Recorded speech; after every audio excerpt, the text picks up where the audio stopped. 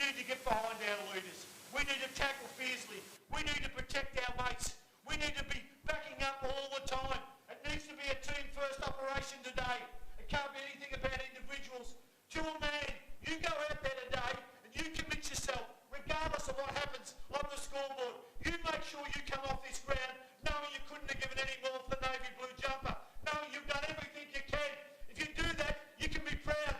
We reckon we can win this game. We reckon we can win it if you blokes stick together. Let's get out there now.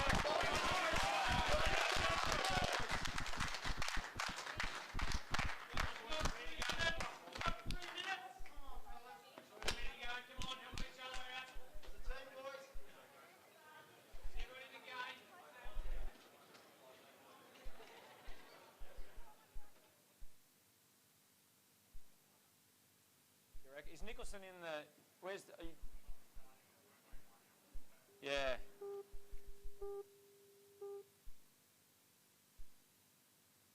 Probably have a better idea than we would, wouldn't you? Right up.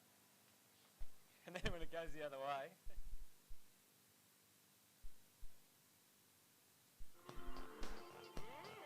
Never could believe the things you do to me. Was wasting time. If you change chairs in Collingwood, I can bench press more than you can, Steve.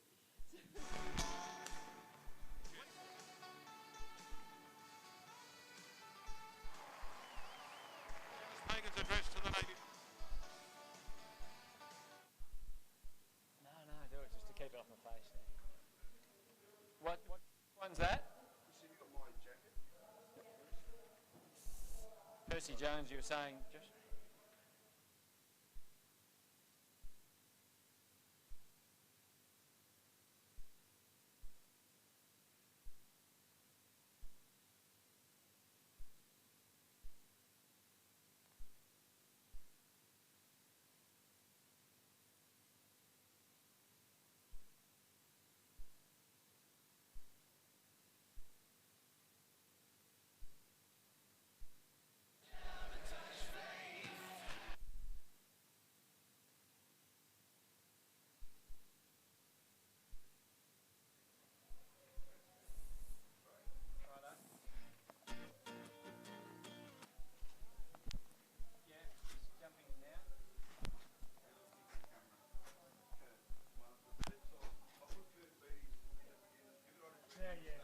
Yes, mate, no worries. Yeah, I'm with you.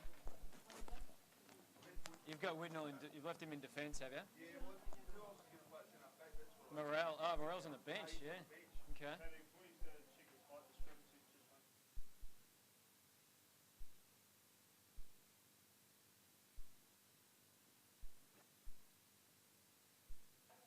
Fellas, we don't really need this after what's happened over the last 2 weeks.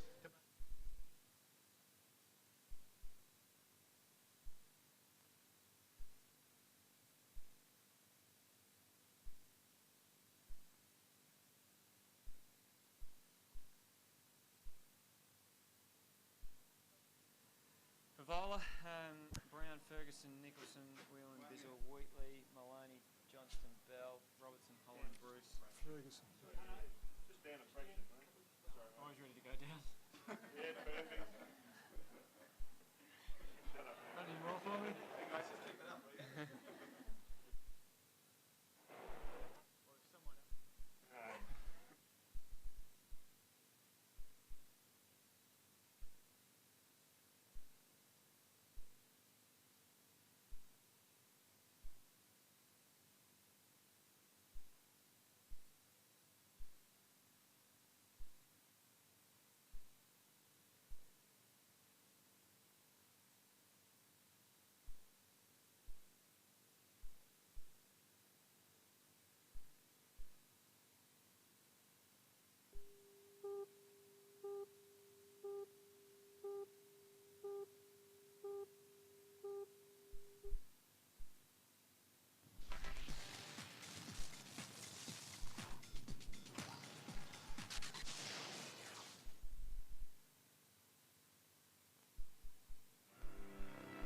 Carlton's guardians.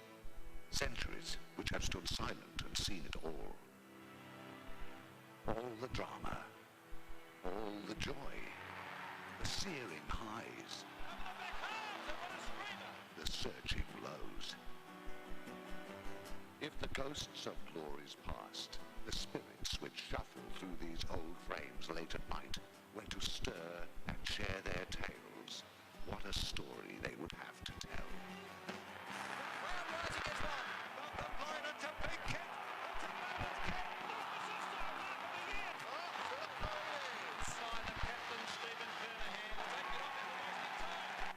But yesterday's timbers and charm have been replaced by today's concrete and steel. Time has moved on. This old place has been left behind. For one final Saturday afternoon, the Navy Blues will hit this green grass, line up at home, and fight for 4 points. They've won more than they've lost here. But these are different days. And this is a different side. For history's sake, and while these demons will disagree, may the spirit of Carlton's past stir, and may these young Blues dig deep. For these old stands, and this old place, should be sent off singing the song one last time.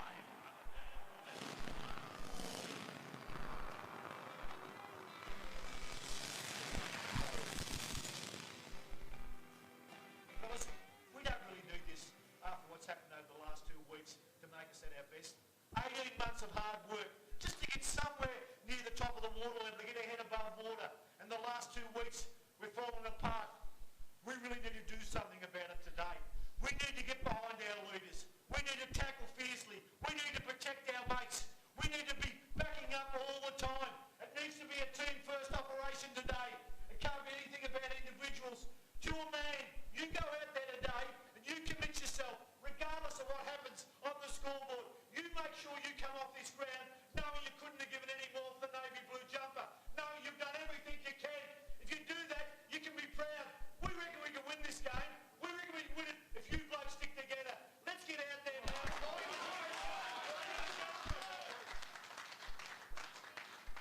And good afternoon, everyone, and welcome to this very special day for the very last time Carlton playing at home at Optus Oval. And it's fitting that I have alongside me for Saturday afternoon football one of the Carlton greats, Stephen Silvani. So many memories we saw there, and Dennis Pagan trying to draw on them to get the Blues across the line one last time here. Yeah, pretty inspiring speech there.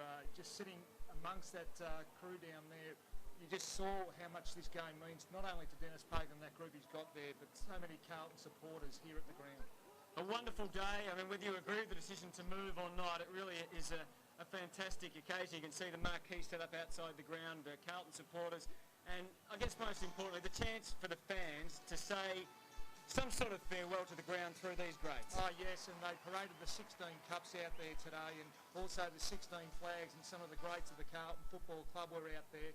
And some of the old-time past players too that received their premiership cups for the first time, and it was very emotional out there. And I know a lot of the past players really did appreciate this, to be able to take their family out onto the ground and experience a very special occasion. That was the 47 cup we saw lifted up. There's all the various flags. The crowd got together, they sang the song, and the 22 players that have this responsibility, here they are coming onto the ground for one last time. What an honour it is for them. It is. There's no better place as a past Carlton player, and probably those present Carlton players out there that play in front of this special ground, Optus Oval, Princes Park as it used to be named, to have 30,000 people of your own fans out here, really, the intensity that should be shown by these players, I think we'll see that in the first quarter. Tough task for Melbourne. I mean, they're coming off a pretty ordinary performance last week against Hawthorn. Well, their form hasn't been good, has it? They've lost 3 in their last 5 games, and certainly that isn't good form leading into this game, although they had their captain David Leach in this side. He means a lot to their teams. All right, we'll be talking to you, Sauce, right throughout the day about some of your memories of this fantastic round. We're going to take a break, though, and come back with the bounce of the ball. There's still the anthem to come. And as we said, it's a special day. There's some great Carlton names and faces that are here today, and they're hoping for one thing, and that is the Navy Blue victory.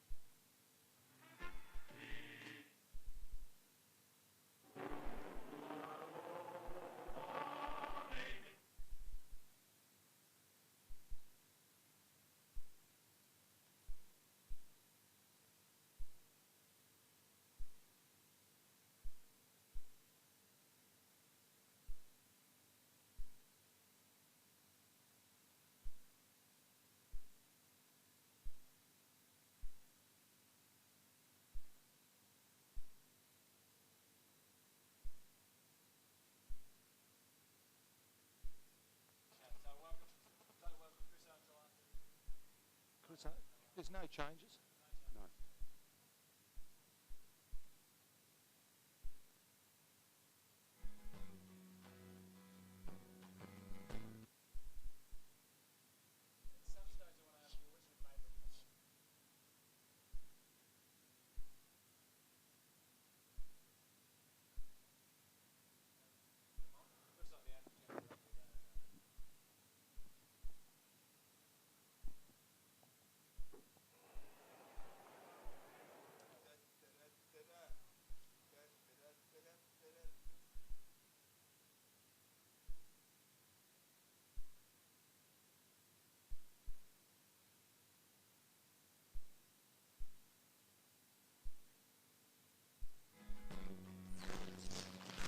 And what a perfect day it is in Melbourne today for this farewell to Princes Park, as we'll call it for much of the day, Optus Oval for Carlton and Melbourne. It's a big game for both sides.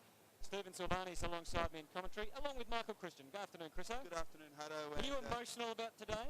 Well, I am a bit. That was inspiring, as Steve said, listening to Dennis Pagan, and looking forward to this match. I'll give Carlton a real chance, so it should be an absolute cracker. And it is. It's a sad day. Well, we should thank Dennis Pagan. That was fantastic access, and Sauce, the boys will be pretty fired up, I think. So we'll hear your thoughts on the game in just a moment. But let's get down to the Master of Ceremonies, Craig Willis, for the singing of the National Anthem. Well, ladies and gentlemen, on the occasion of the Princes Park Optus Oval Farewell game, we invite you to stand and join with Kate Soprano to sing the Australian National Anthem. Australians, all let us rejoice, for we are young and free. We've golden soil and wealth for toil. Our home is girt by sea. Our land abounds in nature's gifts of beauty, rich and rare. In history's page, let every state advance, Australia fair. In joyful strains, then let us sing, advance, Australia fair. Well, what a sensational atmosphere at Optus Oval. So many Carlton fans who will be hoping there's another song Now, ladies and playing gentlemen, let's welcome at the end of the day. And Sauce, can the Blues do it? Well, you think that their lineup is strengthened with fellas, particularly their spine in Thornton, Whitnell, Kutafidis, and Wade has been the surprise packet really this year. He's really come of age. But a lot depends on Brendan Favola. Can he kick enough goals? And then midfield with Stevens and also Camporelli. Big question, I guess, is whether Whitnell will play forward or back. The fact that Morell's starting on the bench may suggest that Whitnell is playing back. Yes, you have to say that. But I think Kutafidis, Steve, will start in the middle of the ground. That's where they need him. He's leading the competition in hardball gets, and that's a pivotal part of this Carlton side.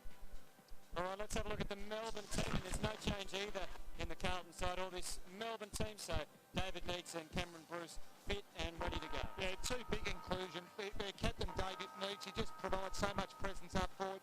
And of course Cameron Bruce, who had a sensational start to the year through the midfield, may do a run with role with festivities possibly throughout the game, but certainly in the last couple of weeks they've really struggled out of the middle. They need Maloney, Johnson, and also maybe Uze come up the ground and get a bit more of the ball. All right, well, so much pomp and ceremony today, which is fitting, of course, with the farewell to this ground and the coin toss with Mike Fitzpatrick and the daughter of Percy Jones, Georgia. They're officiating with the coin toss with David Neitz and Anthony Koutafidis, and unfortunately for the Blues, David Neitz has won the toss and is kicking left of screen. And we expect very unbiased comments from the boundary this afternoon from Andrew Marr. That chance, Hutto, Bernardo, beautiful touches already, and the emotions down here have been running high since the players beautifully walked around the ground, most of them with their kids. It was great stuff. It's Bernardo, great touches already, and you mentioned the coin toss. They've struck the special coin to begin the game to commemorate that. You mentioned that David Neitz was the one that had the success with the coin. That's the coin they use. There is a game of footy to be won, however, the ground is in perfect condition. It always is. It's a magnificent surface here. There is a wind that's going to affect this. It's blown to the outer side of the ground, probably favouring the legend standard. Maybe only a goal or two, but it will definitely affect the game. Thank you, Andrew. I hope Brendan Favola's boot's a little steadier than Andrew's hand. Tell you what, he is nervous, Andy Marr. That hand was shaking like a leaf. It was, and just looking at the Carlton forward line set up at the moment, they've gone with their three talls with Whitnall, Waite and Favola up forward. And that begs the question is, who's playing in defence? It looks like Teague's going to have a key role on Robertson. Horton's gone to Neitz. And Victor Luca back on Ben Holland. And we're away at Optus Oval with French getting right in amongst the thick of it, and he might just get a free kick. Advantage not paid by Scott McLaren. So Barnaby French for the Blues. Got a couple of options. Could have gone to Bentic. Goes longer than that. They want to get it in quick to Favola. Nicholson with a big fist, and a powerful one it was. There's White, Green. That's a little hurried in his disposal. Bentic and now French and Houlihan combining. Good presentation by the Blues. Jared Waite. Hesitation though. They've let him down a bit there. He got the hands free. Val Koutafidis. The crowd will be a big factor today, Sauce. Well, yeah, Carlton's first quarters of late haven't been good. They've been absolutely smashed in the first quarter. They need to make sure they get the score on the ball, at least be competitive in this first quarter. Well, both sides were very disappointing in the first quarter last week. So it's a real scrap, and I think we might expect a fair bit of this afternoon. Let's hope we get a great contest. And on the flip side of that as well, Melbourne have got to try and take this crowd out of it, take the emotion out of it, and make sure they get off to a good start. Brett Maloney playing forward, which is interesting. He's spent a lot of time, obviously, in the midfield. There's White, who was towed up by Everett last week, giving good service from McLean, but Bentic putting his body and obviously been given a big role this afternoon. Latham has been down on form a little bit.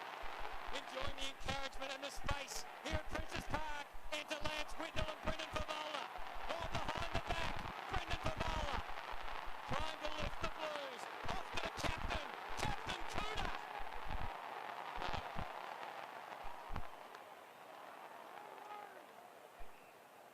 Almost from Anthony Koutafidis. So the Demons bring it back in. Brown still inside defensive 50 and kicks well to McDonald. Melbourne trying to mount something here. Handball back to Brown, who has a casual bounce. Good chase by Waite. Green now high towards half court. Holland in good position. Almost the mark taken by DeLuca. Spills to Maroney. He's on attacking 50. Kick around the body. Goal square vacant. Houlihan getting back. Big chance for the Demons here. Cameron Bruce. Well tackled by McGrath. Ratham. Now Stevens and the Blues. Cool in a crisis. A kick to Carazzo is okay. He marks 25 metres from his own defensive goal. Carazzo's got the big job of Adamuze. That crowd already is so ferocious. Really getting behind the Blues, as you'd expect. As Thornton goes for a Saturday stroll, there's actually a free kick paid down the field if you wonder why everyone was so casual. Camporelli's kick is good. sort of roaming ruck roll. We'll try and pick that up as he gets them deep inside 50. It looks like he is because French has placed himself up forward. Already the pressure growing on the Demon defenders. Bell wrapped up. What do you make of that idea, Sauce? I think it's good. We saw Spider Everett push forward against White last week. And Kudafidis, if he does that, will force White to go with him. Here's Bizzle, who was shut out last week, just 2 possessions. So it'll be interesting to see what the Blues' tactics are to nullify him. Robertson versus T. The boundary line. Very close. Kuda's getting a good feel for the footy early. Needed protection. He got it. He is kicking not great. French presenting well. Camporelli's got a man flying past. It's Matty Lampman. Has he got the toe and the skills? Scotland off the left. And Nicholson back in the side today with a relieving man. Just chips into the back pocket, Whelan. He goes further afield, and Bizzle in his second possession already in this match from half-back. Loose player on the wing is McLean. Melbourne just methodically working it around in southern wing. Loads up now, long towards half-forward. Holland and Luca at the back. What was a push? No, free kick, play on the core. McGrath's handball straight to Tegan. It's too fierce for Luca. Well tackled by Holland. He's wrapped up. What's the umpire going to do here? He's going to ball it up. A bounce at centre half forward. Just so important for both teams. Both backlines over the last week have been a little brittle. So it's really important that they get the ball inside their forward 50 as quickly as possible. Put them under pressure. Holland got it down and then retrieved it at ground level. Handball for McDonald. Wild handball out wide. Now a chance for Uze. Good tackle by Stevens. He got boot the ball though. Green called to play on. McDonald too far out to score. Uze got around McGrath too easily. From 45.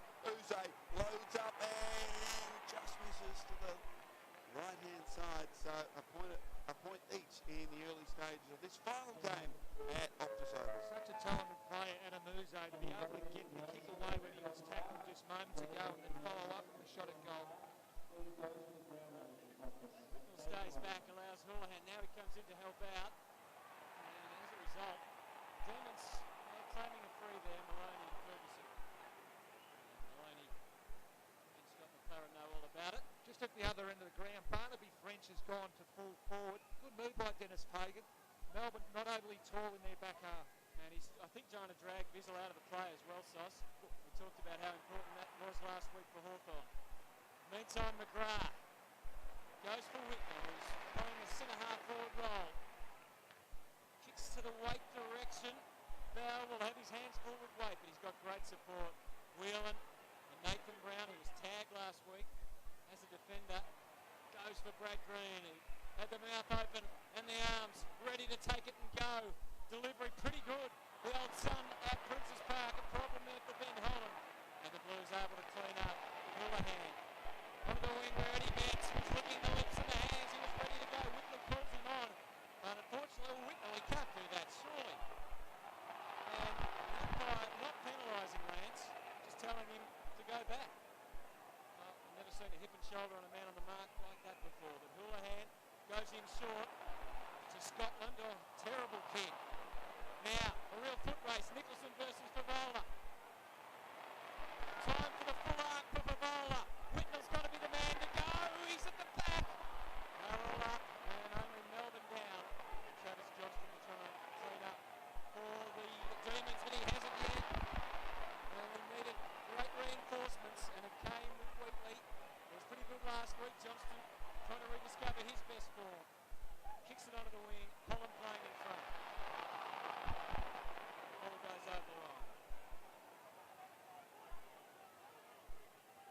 Free kick to Holland. And just big job for DeLuca back there as he kicks towards half forward. Green in good position. He marks. Loose player in the pocket. Robertson could kick a goal from 20 metres and he does. The first of the match. The Demons are on the board.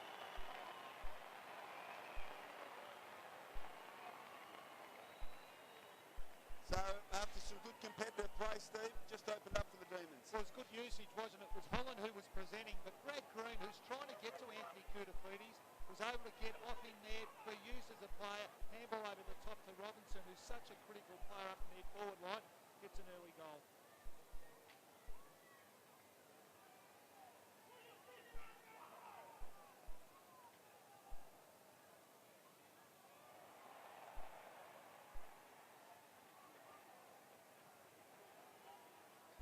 First goal to the Demons. They can go forward again. Cleans kick run down. Stevens, Houlihan. Oh, he's set up. Davey was there, the worst man to handball near and set up for a tackle. James McDonald.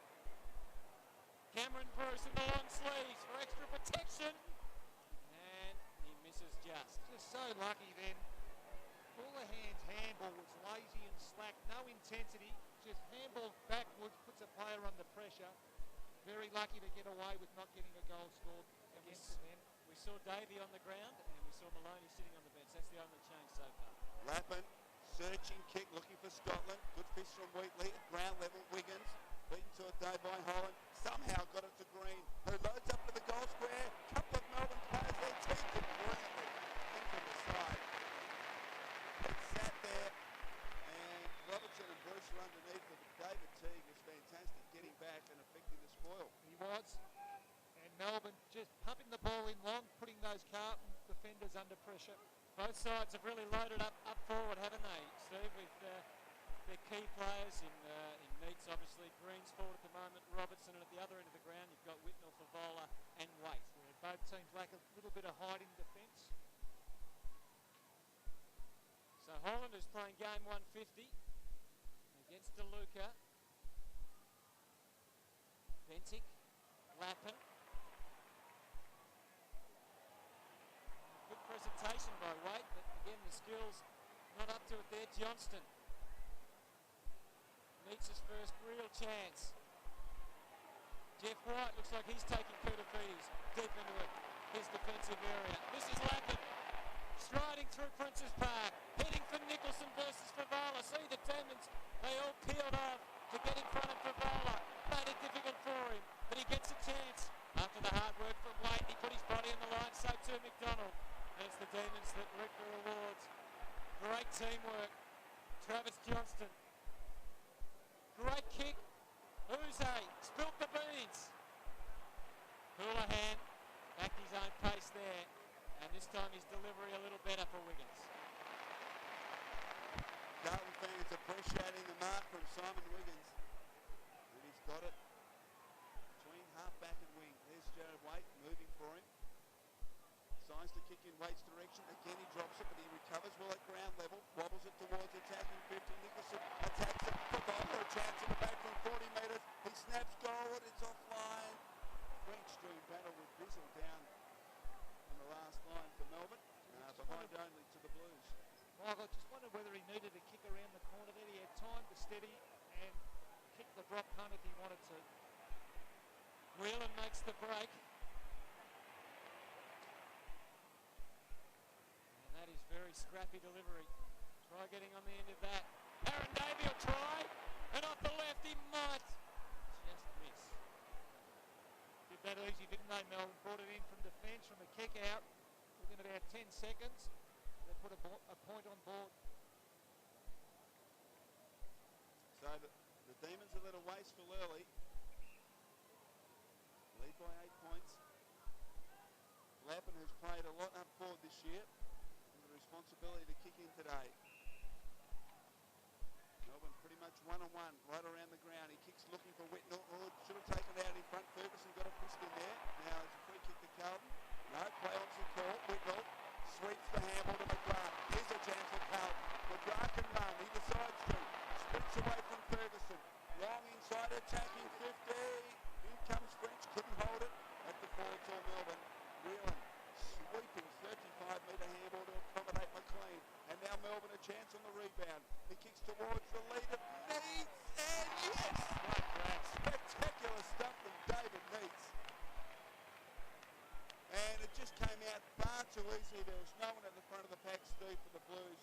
And it's resulted in David Needs kicking for goal from 45 metres. Well, this is the mark by David Needs. Great control of the footy with one hand. But as you said, Michael, the last two times Carlton have got into a pack-type situation. Ball's come to ground and Melbourne have just run the ball out. So David Needs an opportunity from 45 metres. Kick looks pretty good off the boot. It's close. Not sure. Offline. One thing's for sure, Mike, we won't get much help from the crowd when it comes to Melbourne this afternoon.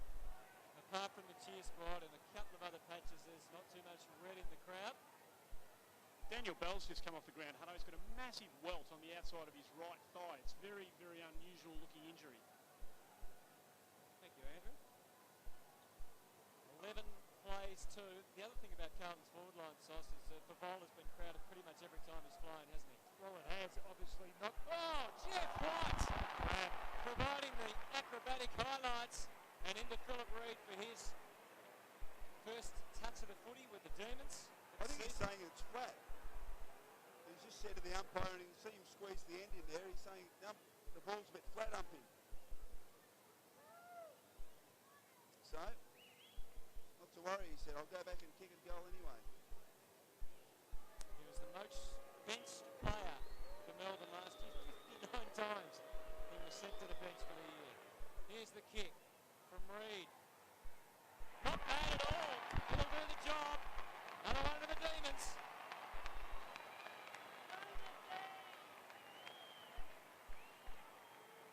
First kick of the year for Phil Reid in the seniors, and he makes it good.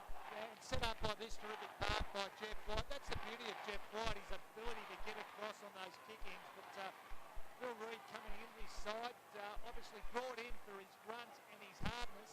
That's a good start by him. Great goal. And they are changing the ball.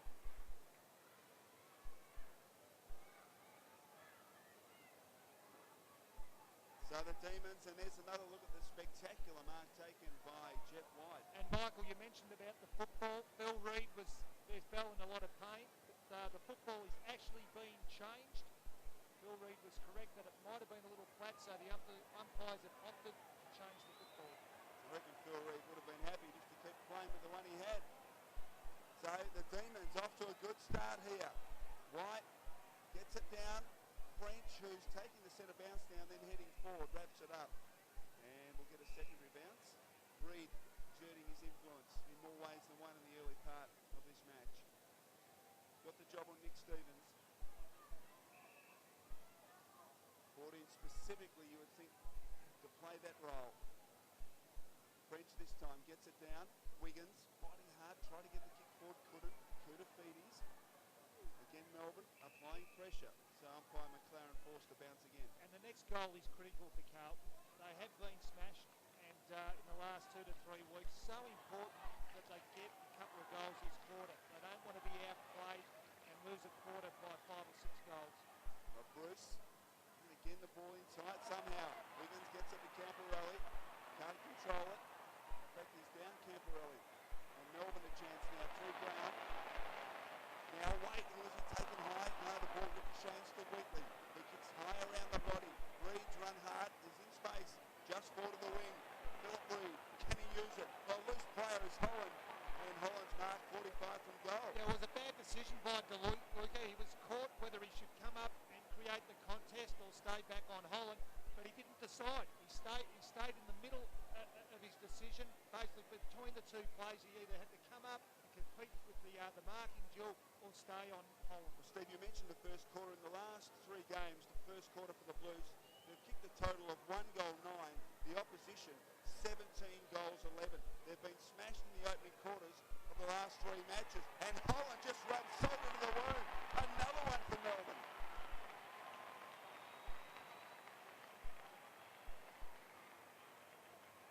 So the Demons off to a flyer. They lead by 21 points. And we're about 17 minutes into the opening quarter. And this is just what Carlton didn't need. Well, they didn't want, but a perfect start for Melbourne. They needed to get off to a good start, try and take the crowd out of the equation, and they've done so far in this first quarter.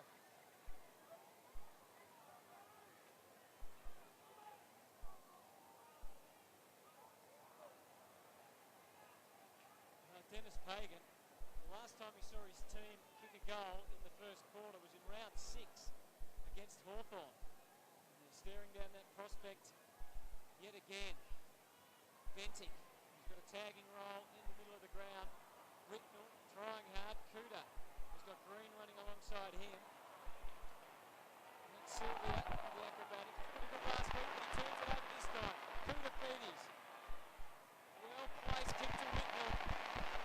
Scott Camporelli. Travis Johnston is trying to get on and tag, and Johnston's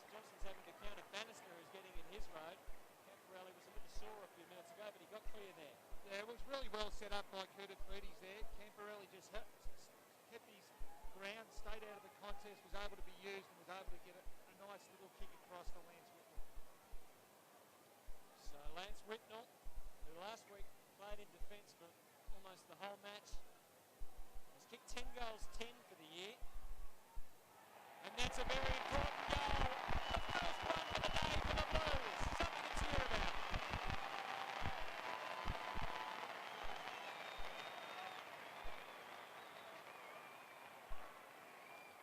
And Jess, and I guess that getting the ball out of the middle is just so important. Not only at this ground, at any ground, but this ground's fractionally smaller than most grounds in the AFL. And Carlton were just able to get the ball out of the middle. It was well set up. Nice little tackle out of the middle, but Festivities was the one that set this play up. Lance Whitnell finished with a goal.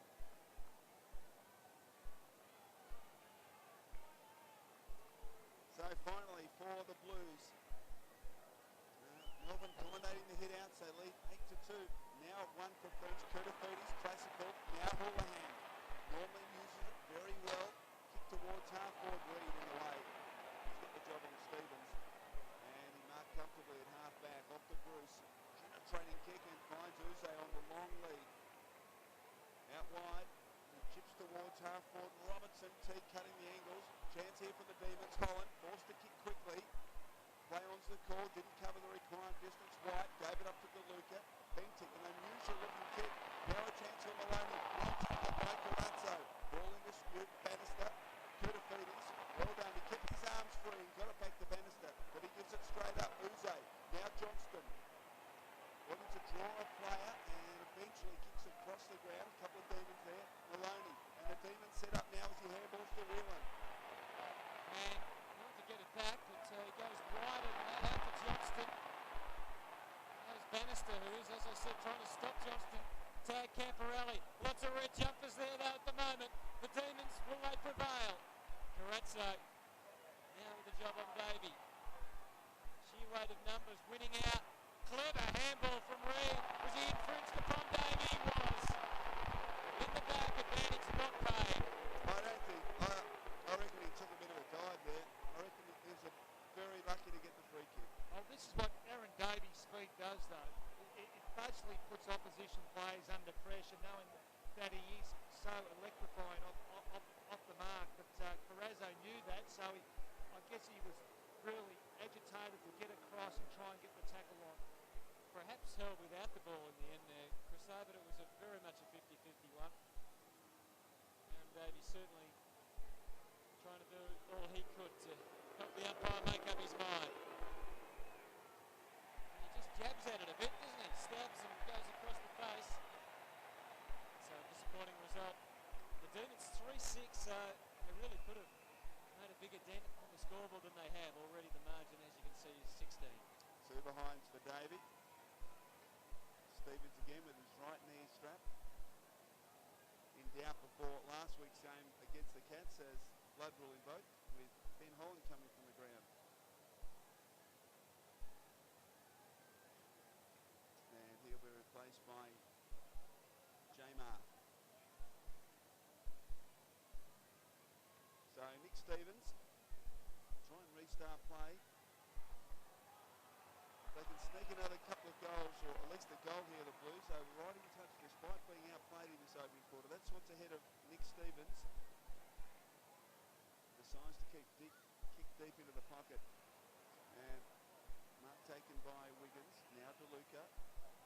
Being called to play on. Good run provided by Stevens. Out wide. McGrath, little fumble, but it's good enough to gather on the second attempt. Back to Stevens, who kept running. Was held it out by Sylvia. No free kick this time. And now a free kick to Melbourne. No, it's coming to Carlton. Well, he did well there, Barnaby French. He kept his head over the ball. There's a report on him, actually, which, I mean, he put his head down. I think a report, maybe a free kick. He probably ducked into it a little, but smart play. He kept his head over the ball. Well, you just can't charge, can you? No, maybe fair enough. So the free kick to French on centre wing. Kicks towards half court.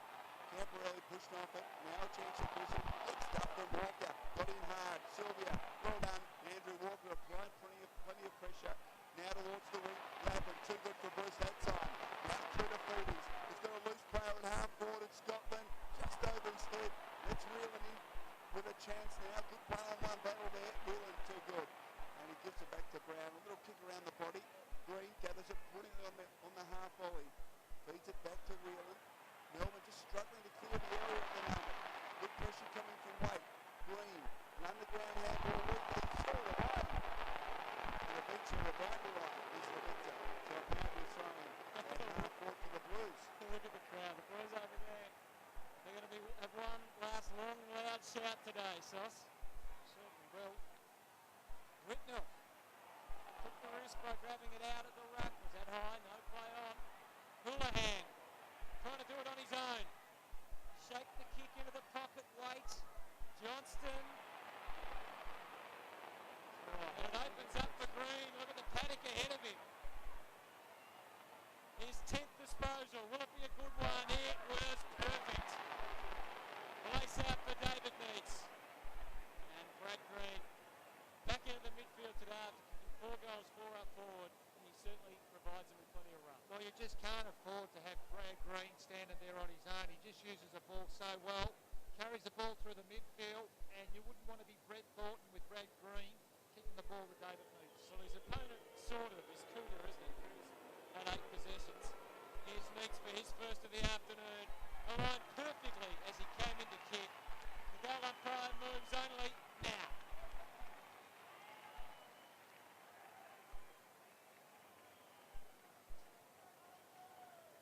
And in the end, the Demons going to have a fairly good reward for all their work for the first quarter. They lead by 22.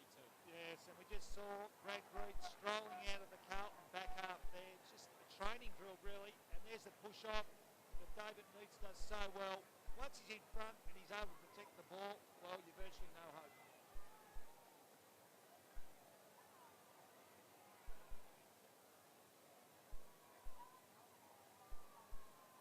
So Neil Danaher would be very happy, I'm sure, with this opening quarter by his team.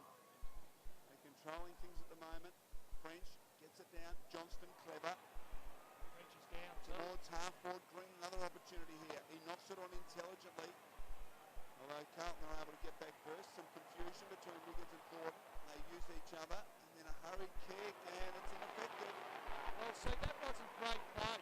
Thornton was actually heading towards the Carlton goals. Wiggins was heading away. Thornton should have been the man that received the ball. French down. In massive trouble, Sauce. Yeah, not good news for the Blues. They really haven't got a back-up ruckman. Maybe DeLuca's the man there. Well, there's a very comfortable mark. And he'll kick from pretty much right on 50. That's bad news for the Blues. Barnaby French in all sorts of trouble. Get down to Andrew shortly as Morel comes on. But Adamuze, a chance to extend this lead from Melbourne. Kick to the goal square, and it's offline. So another behind the Demons. So some renovations needed for the Blues after this injury in the ruck contest with J Martin. Morel's come onto the ground, so you think he will probably go back, and DeLuca into the ruck. This is Thornton strolling out of the fence. Good protection. Allowing to get away from Neitz. He had to kick quickly to get away from Davey. And just a huge pack of players here on the wing. You can see the scramble. Waite. Bannister. No left foot. He had Favola and Morel free. Might get another chance here for Favola. Canberra only looks up. Favola is leading deep in the rush. The smother occurs. Bannister. Teague had time. What a shocking kick. Sylvia. The Blues somehow need to manufacture a goal here to give them some hope before quarter time. Morello is just on the ground. Mr. Walker.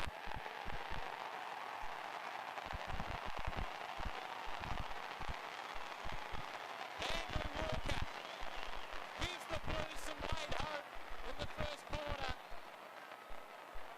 Maybe he just loves playing in this ground, so he wouldn't have played on it too many times, but his first ever game, of course, he had 26 possessions and got Gee, a over. I tell you what, the number one can kick it pretty well, can't he? Yes, he's only a youngster, but look, good usage, and that's what Carlton have really struggled today. They've been turning the ball over. And just as it stands at the moment, Lance Sumerel get involved nice and early, be able to get the ball out to Walker. Barnaby French there. Yeah, it's in all sorts of trouble. So another knee injury from a ruck contest. They needed that.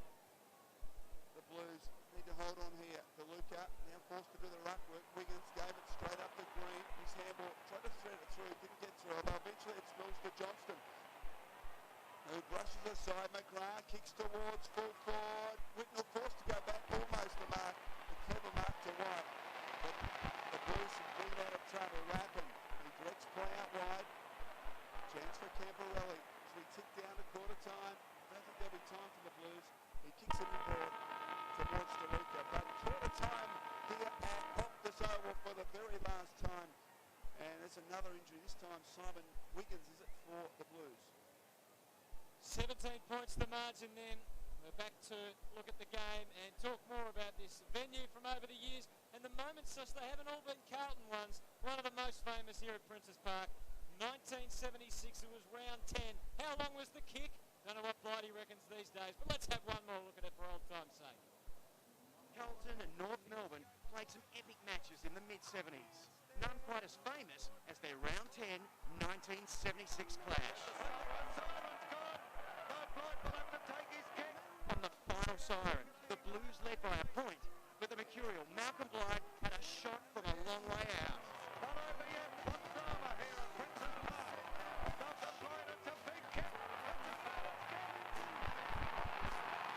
His kick remains one of the most famous in history.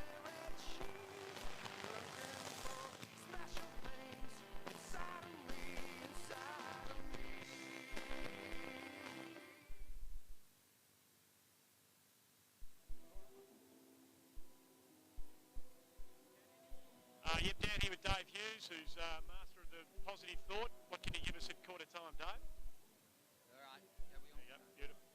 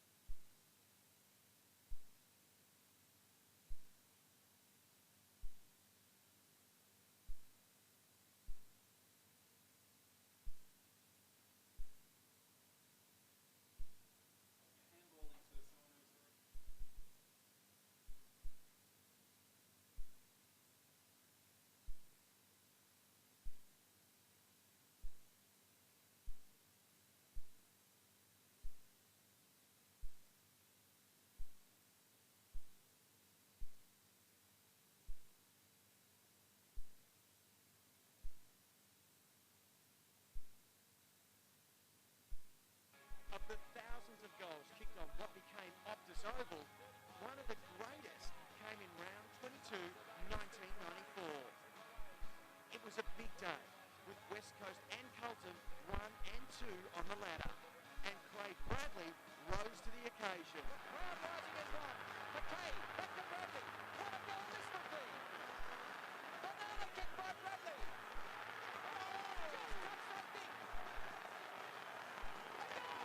He and the Blues split the Eagles' defence wide open as Carlton stormed to a 64-point win.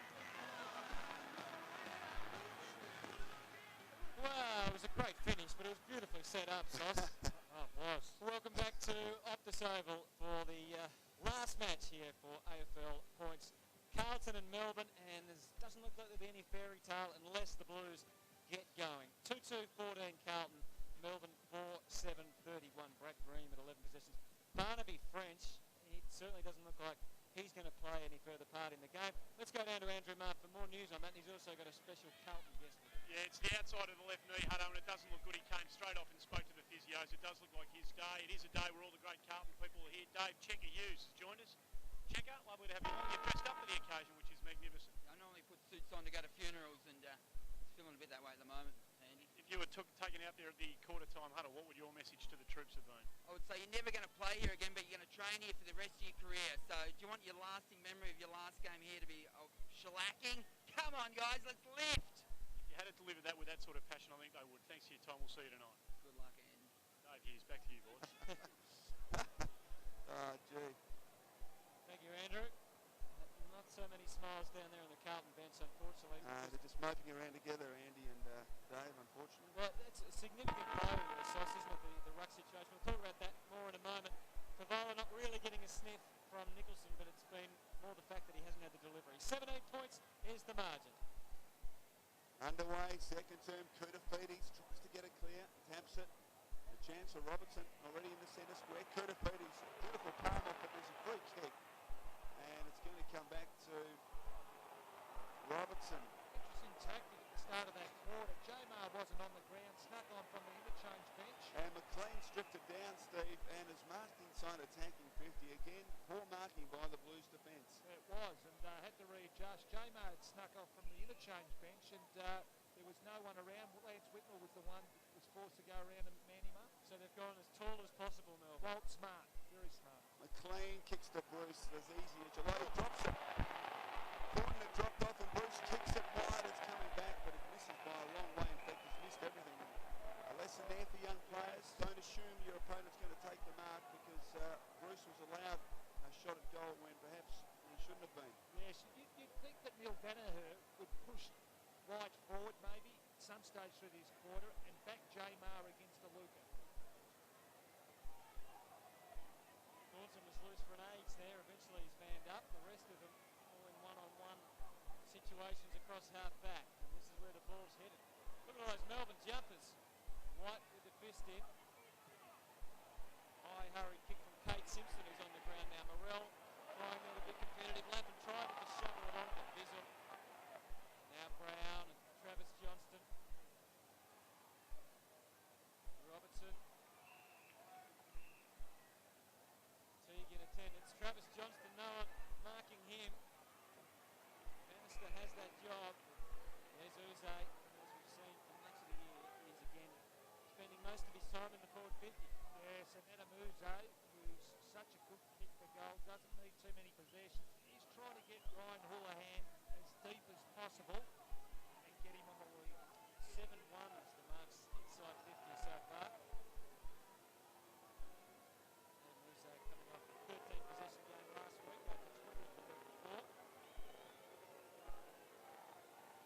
16 goals, 12 for the year coming in today, and that one is right on line. What a sharp shot that was.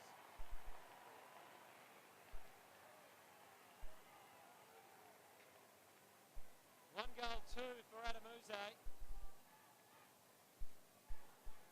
And what's been significant in this game, Michael, is just the usage by Melbourne. Where Carlton failed to hit their targets, Melbourne schools have improved as this game has gone on.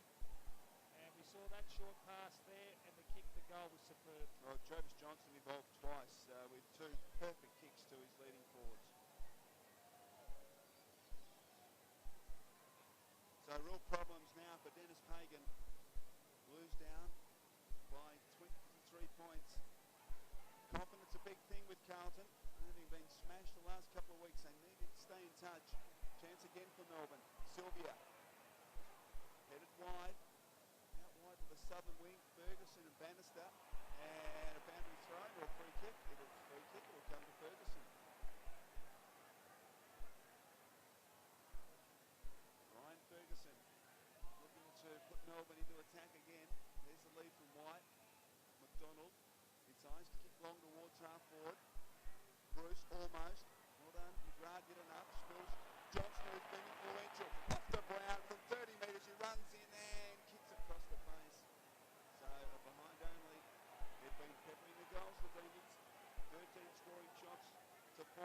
They lead by an even 4 goals. Well, the Demons threatening here to really smash Carlton, but the Blues could take heart perhaps from Adelaide last night. If they can just hang in there and get their game going, who knows, maybe they might be a chance.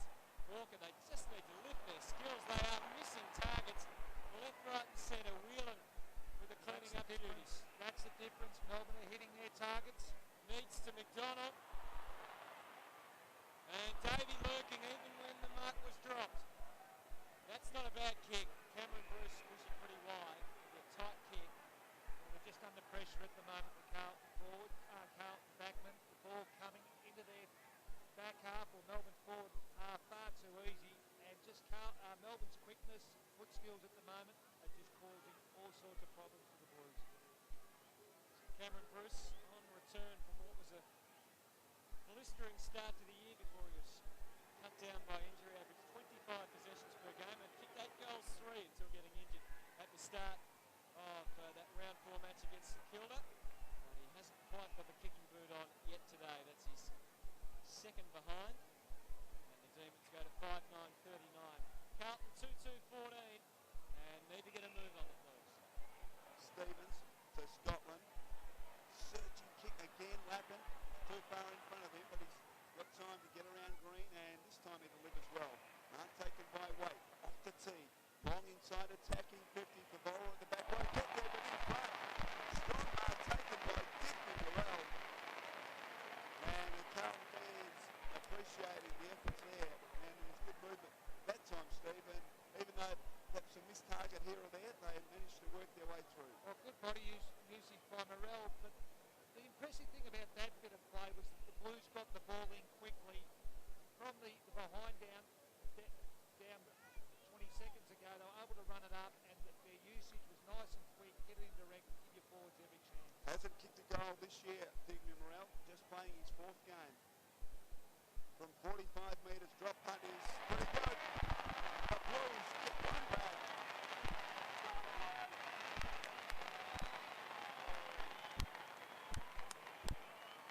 So good play with Morrell starting Steve on the bench, but as you said, good body work in that pack. Good body work, and he's been involved in Carlton's last two goals. So he's been able to set a couple of plays up for the Blues, and coming off the bench, he's starting to work hard, something the Blues need up in their forward line.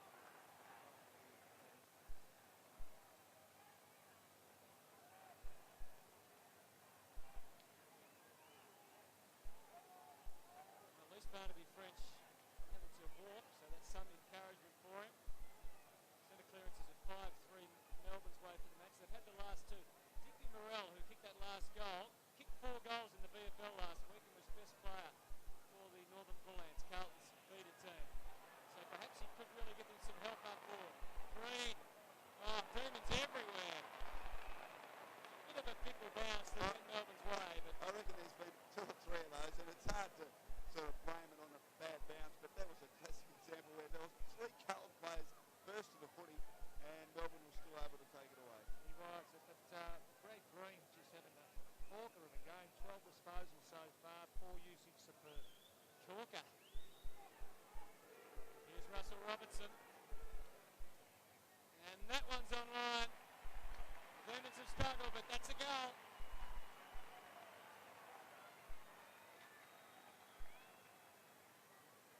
When I say struggle, they've been struggling in front of goal. 6 goals, 9 they've kicked, but that is enough to really flatten. It wasn't a great bounce, but Jeff White started the attack with his ruck work. Melbourne just forced it forward, and Uze was able to get on the end of it. Well, Robertson, I should say.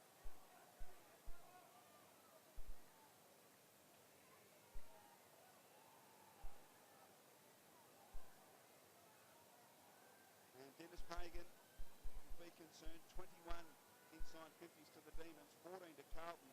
And the Stars for Melbourne, Johnston's taken it in 6 times and Green 5. Here's another opportunity, this time for Stevens.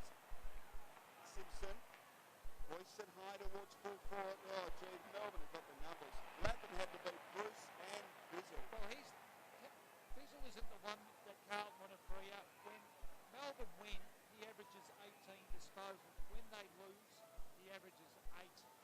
And at present he has 5. So the D's work it out to Sylvia. Well, he's still inside defensive 50. That's what's ahead of him.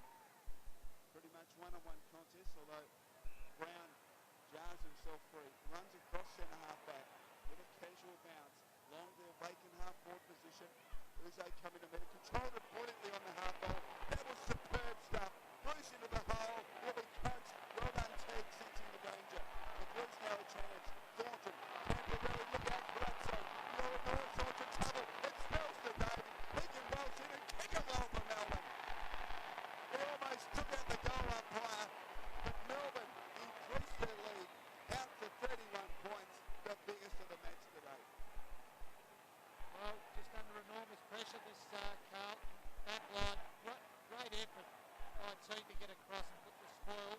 Bruce courageous in going back, but you just got to get it out of there. Camperelli's handball backwards again, puts Carrazzo under pressure. Thump the thing 60 metres out of the back line and you'll get a better result. Aaron Davey, 1 goal, 2 for the afternoon. And the margin, as you said, Michael, out for 31. And the Demons now threatening to explode as they go forward again. Good fist, but camped at front and centre was Uze. Would have made it 6 goals plus. And once again, Melbourne out of the middle. They almost walked that ball out. There was no Carlton sweep or he committed to the ball. Really dangerous. Razzo an option in short, but Whitmer ignored that. Now they've dried up. Got Houlihan in very short, goes to himself. Stevens, and now he finds his man. Low kick, straight to a one-on-one. Blues really not doing themselves any favour. Well played by Carrazzo to get it up onto the wing. McGrath takes the mark. Really open forward line. Bannister, Whitnell pushing back to the square. Goes wider instead. 50-50 ball at best. Holland intercepts. Wheatley. Good desperation showed by Jared White to lock it in. And Houlihan over the top. But again, the weight of numbers. And the ball was already over. It's a terrific play by Holland there. He had to either commit or stay back, but he anticipated the kick across, was able to intercept the kick. Brendan Favola had wandered right up into the middle of the ground. Not sure where he's playing at the moment. Kuda. Oh, he's gone. Trying to lift. But he couldn't do it on his own. McLean to half forward. Uze. Good work from Whitnell to create a contest. Stevens and now Lappin. Camperelli and Houlihan and Walker strolling past. And now Walker. He's being hunted by Sylvia. Did well to get boot to ball. Johnston, time on his side. Had a couple of targets through the middle. McLean strolls away. From the centre, he kicks to half forward. Jeff White all by himself. Got Uze free if he gets it up. And he marks 55 for goal. Chips it towards his captain. And Stevens just all too easy. Oh, it is. They've got control of the footy at the moment. Melbourne, how's this for bad manning up? And Uze is marked just 5 metres from goal. Angle obviously acute. But it is in the right forward pocket, so it favours his left boot. And here's a good look at what confronts him. They have this game under control at the moment, Melbourne. He'll just run around and jam it onto the left boot and kick it onto the roof of the Robin Heatley stand. Adamuse has kicked 1-2. Comes in and misses to the near side, I fear. So, we'll be disappointed with that. Cutto, you mentioned that Favola was up the ground. The reason why he is up the ground, Melbourne have got control of the ball. Nicholson's running him every opportunity, taking him out of that comfortable position at full forward. Really smart play by Nicholson. They've kicked 5-5 from set shots, the Demons. In fact, it's 18 scoring shots to 5. As Walker, who's looked pretty good today, goes out to Simpson. And he wants to bolt. And that's one thing he has got. Pace. He uses it to get onto his left and delivers well for DeLuca. That's probably the best bit of play of the day for the Blues so far, or close to it. And it happened because Simpson had enough courage just to take the risk and play on and give his forwards an opportunity. Andrew DeLuca looks much more comfortable in that half of the ground than the other half, Steve. Well, he does. He looked uncomfortable when he's down back. He has played down back on a few occasions, but really I think Carlton would like him as the third tall forward up in the forward line. Averaging just 5 touches in his last 3 games. Only had 1 possession last week, but has kicked 6 goals, 1 for the season. It's a little wobbly, a little unsure, but it almost did the job, not quite. Nicholson right there on the line. Just when the Blues needed a goal, they only get it behind. Carlton interchange bench. Wheatley now from fullback. Oh, gee, it was a wobble. It was a shocking kick. Straight to Morel. It just wobbled off the boot of Wheatley. And Victor Morel now an opportunity to kick his second goal. And certainly would be a valuable one. And just good to see a couple of the Carlton senior players just settling down, have a shot at goal. It's within range. Gee, he missed the target by a long way, Wheatley. Not quite sure who he was trying to pick out. Carlton. Might sound a bit bizarre, but I reckon if Carlton can just kick a couple of goals and generate some confidence, they're not completely out of it. Morel from 40 metres. Drop putt on its way. Oh, the goal up Brian doesn't move. He kicks his second.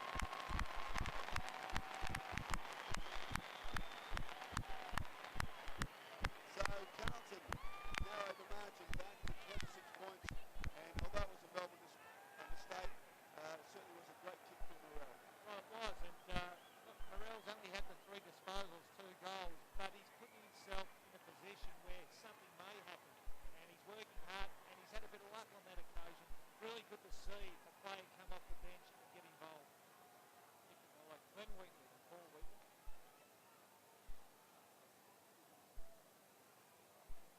7-11 plays 4-3. Maybe that will fire the Blues up. Jeff White's pretty pumped after his disappointing game last week, though. Trying to give Melbourne first use out of the middle, and that's exactly what happens. Maloney and now White himself. Another ordinary kick. The Blues might take some harm if they can just win the footy here, and they will. Advantage play. Stevens can go. Adapts the kick, tailor it nicely to DeLuca, who just wanted to move it on. Favola playing behind, though. And they didn't get anywhere near him. Nicholson. He's got the release on the outer side. Johnston and then Brown further adrift, or even Reed. Wait, half a chance to get there, but And couldn't. Demons just getting a little sloppy at the moment. Certainly giving the Blues half a sniff. Jose, he's got Holland forward, needs to get it in quick. Whitnell playing well off his man. Well, timing's everything, isn't it? And the Blues defenders just couldn't get anywhere near it. And Cameron Bruce just arrived right at the right moment. well, really good. Put it in the hot spot. The ball was intended for Holland, but Bruce read where the ball was going. Holland was able to get a bit of a screen on Whitnell. Favola off the ground. The reason he's off the ground is that he gave DeLuca a serve. Favola actually led to the wrong part of the ground. As you see the goal go through. Oh, it does. Yeah, it sneaks through. It's a goal.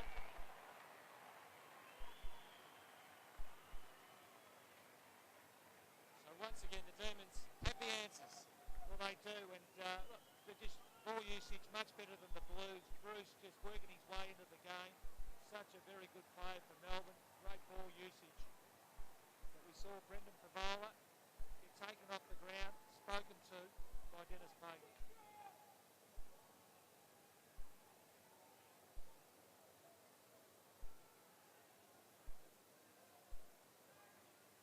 Jeff White taking a rest. And just getting back to Brendan Favola, he came off the ground. Dennis Pagan took him off, but basically giving a serve to DeLuca, and wrongly so because DeLuca actually was kicking on his left foot. Favola went up the ground, almost an impossible kick to get to. Whitnell does well, but he only knocks it into the path of the dynamic Aaron Davey. From attacking 50, just chips and Holland marks. The umpire McLaren just bringing him around with the mark. Lance Whitnell stands it. So patched up Ben Holland playing game 150. This will need to be a superb kick. He'll kick from about 55. Kicks it. Will land in the goal square. Needs in front for Bowler. That's strong. Now, no 50. No. So Bowler keeping his own defensive zone. Delivers out wide. Wait. Again a bad bounce, but the kick didn't hit the target. Support there for the Demons. Bizzle. J-Mar. Now Bizzle trying to assess things. Kicks deep towards Neats, who comes and marks on his chest. And he'll kick from about 30 metres in a 60-degree angle. Well, Favola was his direct opponent on that occasion. I just wonder whether that Favola's been pushed back into the back half. Is he using the old Gehrig treatment that he did from last year? Well, no, they're certainly dominating the Demons up forward. 14 marks inside their attacking 50. Carlton have taken just 4. And David Neitz has 1 goal, 1, the captain, back into the side after just missing 1 week with a hamstring strain. From 40 metres, he comes in. It's a pretty good kick off the boot. He likes it. He kicks his second.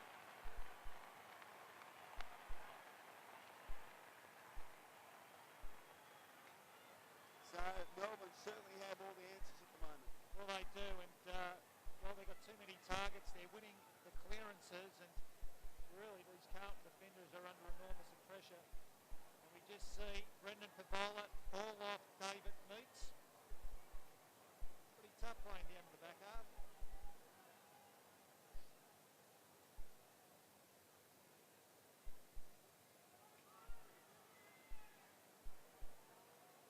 David Neit's opponent is still Brett Thornton.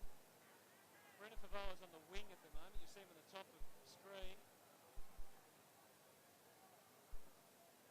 J-Mar with the tap. Sylvia, that is emerging. Out wide to Favola's direct opponent. Nicholson setting up Reed for his second. That was just far too easy.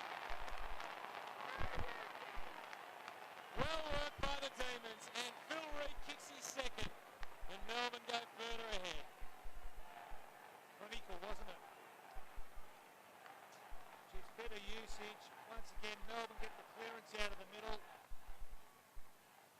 Set up by Sylvia, Nicholson, Reed, goal.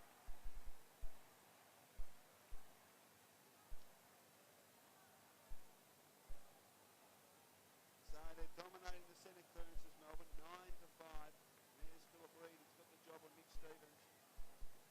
And he's kicked a couple of goals. As umpire McLaren restarts play. J-Mar got it down to McLean. Around the body towards half-forward. Whitnell coming out, takes a very good mark low down. In front of Holland.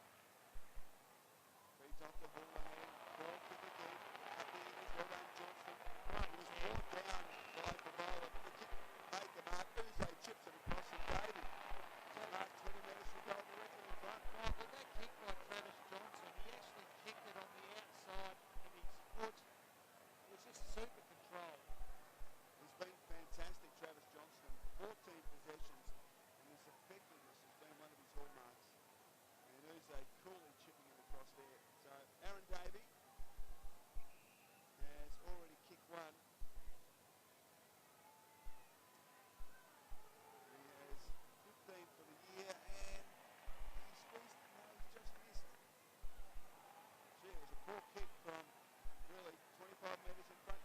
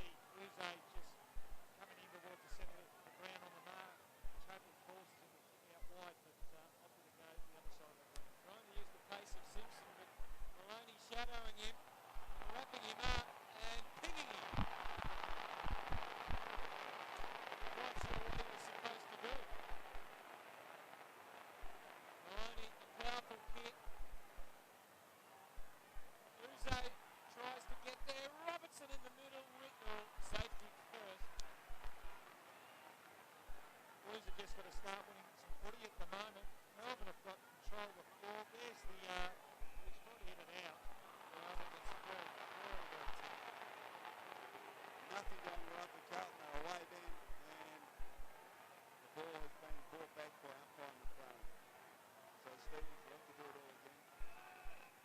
Marching is 46 points. Demons led by 17 at quarter time. This is turning into be a nightmare day for the Blues. Stevens kicks long. Oh, big lead from Robertson. Over the back. And there's Houlihan. A chance. Normally his skills are sublime. Haven't been the best today, but he's got a chance from half forward. Kicks towards the central location. And he coughs it up because Melbourne have got the numbers. Now there's play on the base of the puck. He pulled that in, should be penalised. And he is. So the free kick to Vivara. Got a loose player in half forward. He uses him. Bentic can stroll in from 45. Drop punt on its way. And he's kicked the goal for the Blues. Well played, Bentic. And some relief for Blues fans. But it's a long way back. Yes, and I guess we've just got to keep pressing now. The Blues have just got to keep working hard. Bentic, his first goal of the game. Playing in the midfield at the moment, and where the Blues are getting smashed is out of the middle of the ground. But again, it was the Houlihan kick across the ground to centre half forward was a dangerous one because it opened up the whole ground for Melbourne, but they were able to fight hard enough to keep it in. Jamar Simpson now getting a run in the centre square and giving them some dash right to the line. Lappin and Festivities down there. And they all go to young Simpson. Well, I'll tell you what Dennis Bacon has done. He's basically got his senior players out of the middle of the ground. He's put Bentic, Simpson, and also Walker in the middle along with DeLuca. So he's running these young players in the middle of the ground. Nothing to lose really as Cooter comes in and steers it through.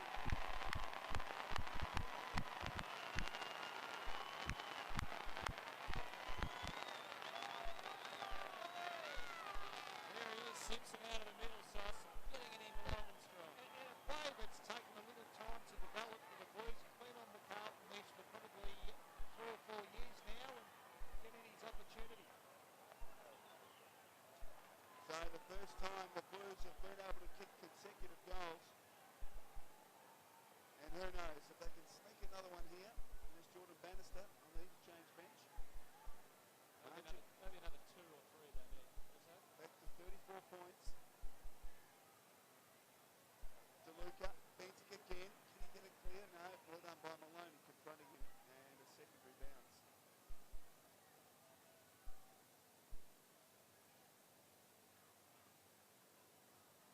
Packed house here. The last ever game at Princess Park or Optus Oval was Festivities now in the centre square. Run it out. Johnston dispossessed. Well done, Festivities.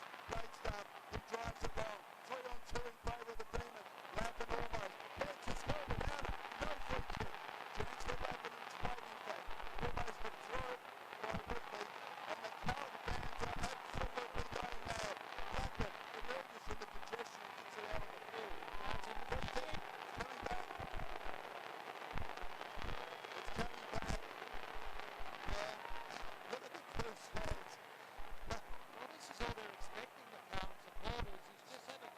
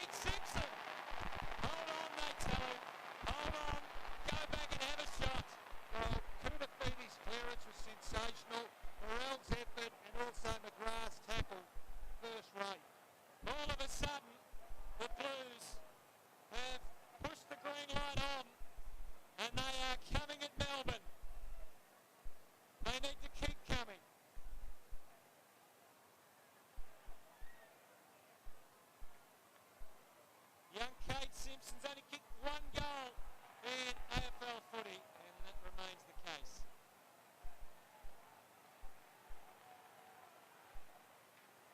Another one before half-time would be handy for Carlton, Steve. They're working hard enough, so they're giving themselves a chance. Their work rate in the last probably 5 to 10 minutes is what Dennis Page would have expected. So Johnston at fullback for the Demons, taking plenty of time, and that's a beautiful kick. And the mark taken by Green. He's been the star break, Green, 13 possessions, coming in for his 14. He's been pulled the play on now, so forced to kick high and long towards the wing. Big pack of players, fist at the back, chance hook, moves at ground level. Nothing much to go to, so he kicks around the boundary line. Well done by T, couldn't quite keep it in. So we get a boundary throw on the northern wing. Just over a minute left in this first half. Melbourne got out to a 46-point lead. It's been whittled away back to 27 points, and Melbourne advance it 20 metres, but another boundary throw.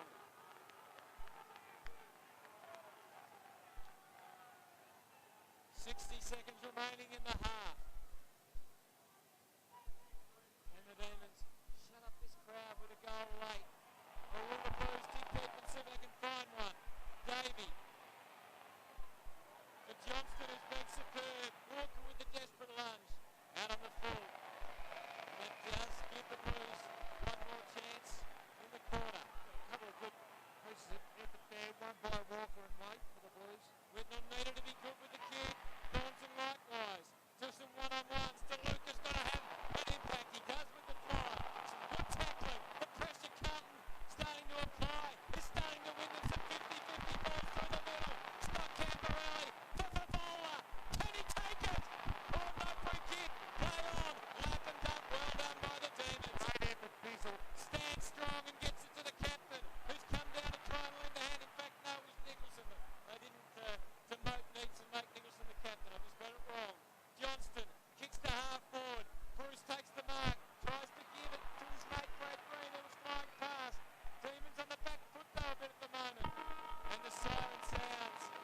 Frenzied last 5 or 6 minutes by the Blues, maybe to give them some hope sauce. Well, a lot better latter part of that quarter by the Blues. Their tackling was a lot better, really led by their youngsters out of the middle. Bentig, Simpson got involved. DeLuca was good around the ground. Morella forward, but really Melbourne outplayed the Blues for 1.5 quarters.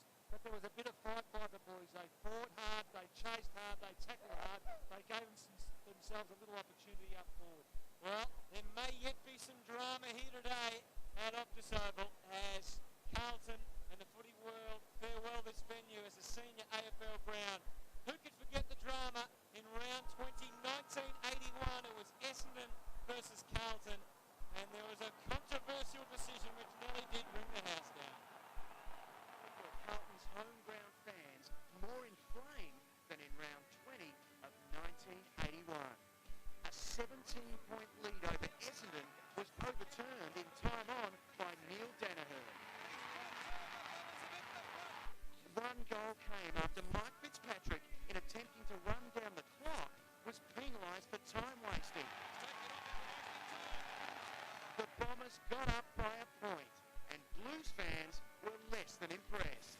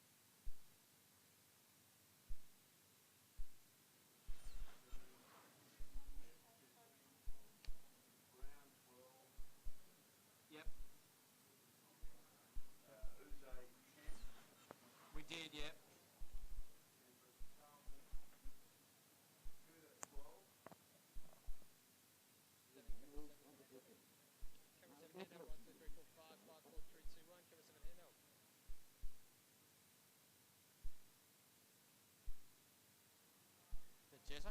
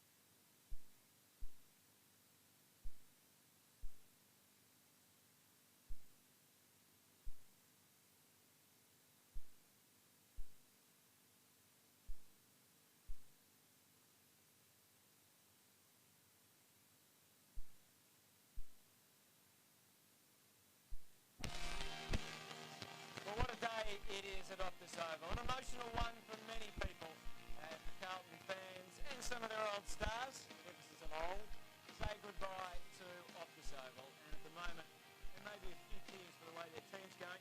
Some sadness too for the Demons fans. Now, we hope this is not as bad as it looks. This is Daniel Bell being stretchered across to the rooms at half-time. We'll get a report from Andrew Marr, but hopefully that is nothing more serious than a very, very severe cork. 10-13-73 the Demons. 23 scoring shots to 11, and really when you look at that, Sauce, they could be a lot further ahead, but the Blues showed some fight. Well, they did show some fight in that later part, in that second quarter, but it was all Melbourne. They were sensational. Their ball usage was sensational. They were able to get the ball out of the middle, and really they just controlled the play for probably 1.5 quarters. Yeah, we're having a look at some of the highlights from the first half here, and that was just another occasion where it was too easy for Melbourne, wasn't it? And as we said, they've kicked poorly at goal, and there's been no real excuse for that. They could well have been a lot further ahead. Well, their goal kicking wasn't good, but I thought in general play their kicking was excellent. Yep. It was far better than what Carlton were able to produce. But they did get so many skilled players. Obviously, Festivities, who did lift them in that second quarter. This is one of the few times in this quarter that they were able to go forward. Lance Whitnell kicking the first goal of the game for the Blues. The loss of French, of course, meant that Whitnell went back into defence. Walker kicked a late goal in the quarter, which again, going into quarter time, we thought maybe might give the Blues some carry on, but it wasn't to be. Melbourne dominating out of the middle in the second term. Well, they were walking it out, really, and then Dennis Pagan actually changed the structure, put a couple of young guys in the middle. Phil Reed's been good, kicking a goal there, and certainly in his first game of the year, but they control the midfield. Carlton's last 5 or 10 minutes was there was really good intensity, and their work rate really did lift, and it was the youngsters, along with Festivities and probably Matthew Lapham. Well, let's look at some of the individuals in the game that have been starring, none more so than Travis Johnston. 17 disposals. We know he uses them pretty well. 9 contested possessions and 3 clearances. Yeah, fantastic, Travis Johnson. We know he's skillful, but the contested possessions, 9 to date, is sensational, and he just uses the ball very, very well. And for Melbourne really to play a real big part in the finals, or even to get to the finals, this man here is one of the keys. And we've seen some of those highlights there. He's kicking out of defence, but he's also had 9 inside 50s. That was one of them. And he obviously is a very important part, as you said, of Melbourne's hopes of going the distance this year. Uze playing forward for much of the day. Another one of their important players who today has gone on ball and at times has been opposed to Anthony Festivities. Brad Green, 16 possessions. Yes, another very good start to the game. Brad Green had a good game last week, but he's another player that Melbourne have that uses the ball so well, and we saw him do that really in that first quarter where he set up a number of plays for the Demons. He was trying to get to Anthony Festivities. They were playing wide of each other early in that first quarter, but then Festivities pushed forward and lost him in the latter part of the second quarter, but a player that really will have an influence on this game come the second half of football. And we know what a sharpshooter is in front of goal, coming off a 4-goal game last week. So he's such a versatile player, Brad Green. And with Cameron Bruce back in the team, he can enjoy an even, if not more significant role as they combine. Here's Kuda, as you said, he tried to lift the side as the captain. Yes, he did. Got off to a fairly good start, Anthony Koutafidis. He's 8 contested possessions. Well, he's very good around the stoppages, and we saw him win those possessions probably late in that second quarter where he cleared probably 2 or 3 on his own. But we know when Kuda kicks the ball, people don't realise what a good kick Anthony Koutafidis is. His general field kicking is exceptional, but he's able to get out of danger very easily, set a number of plays up, and really his last 5 or 10 minutes with a couple of the Carlton youngsters were outstanding.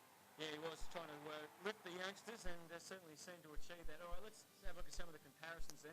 This one a direct match-up between Pavola and Nicholson. His only mark, Brendan Pavola, came deep in defence. Well, in all fairness, early in the first quarter he didn't get much of a chance, but obviously he started showing a couple of bad habits where he started to, I guess, run and stay with a couple of his teammates. Nicholson's been good dragging him up the ground. Let's move through some of the others. Uze and Camporelli.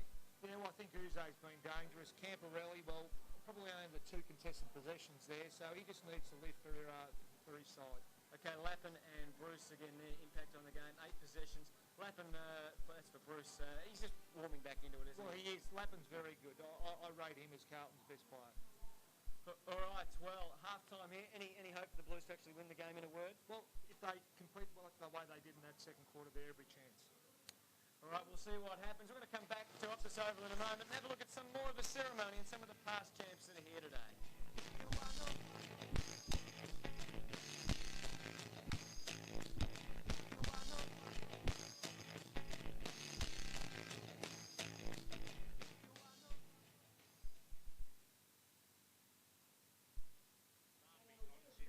Okay, mate. It's just a medium strain. I reckon.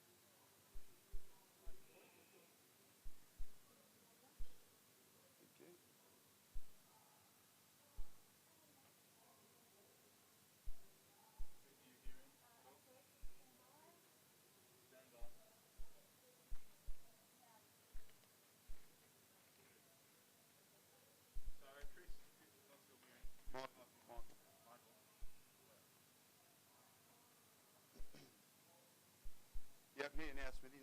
No worries, mate.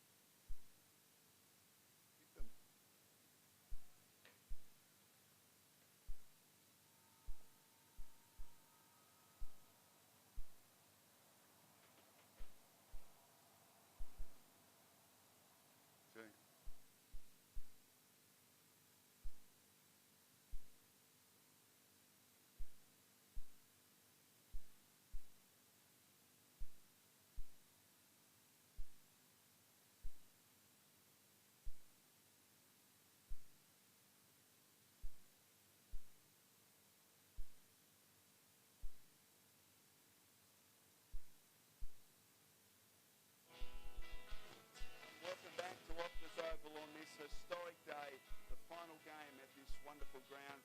And at half-time, Melbourne in control. They lead by 27 points after they got out to a 46-point margin midway through the second quarter. Well, let's cross down to the boundary line.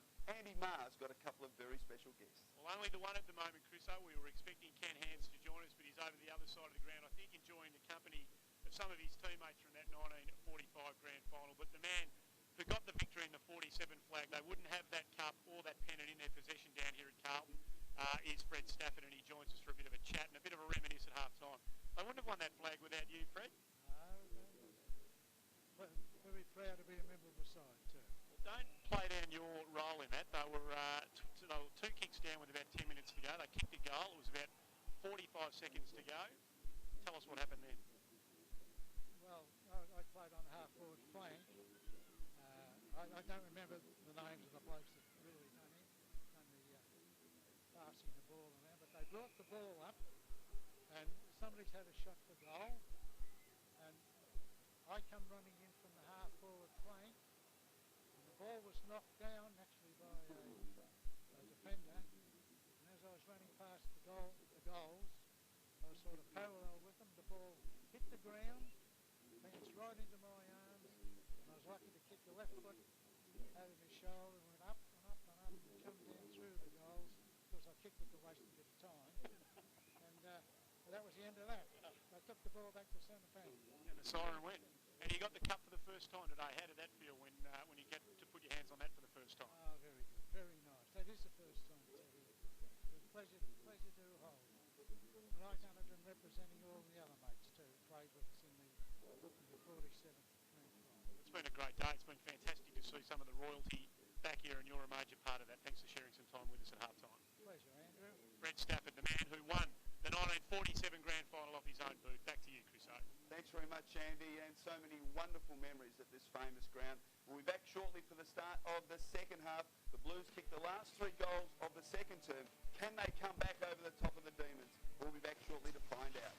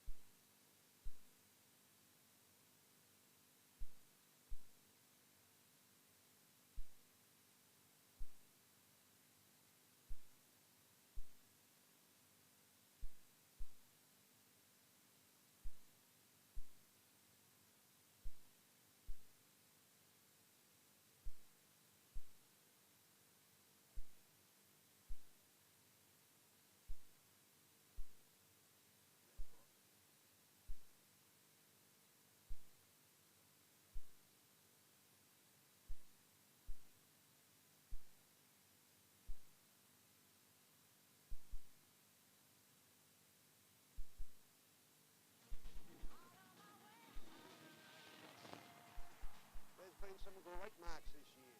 Let's take a look at this week's contenders for the Toyota AFL Mark of the Year. Some sensational marks from round 8 AFL, including this from Carlton's Brendan Favola.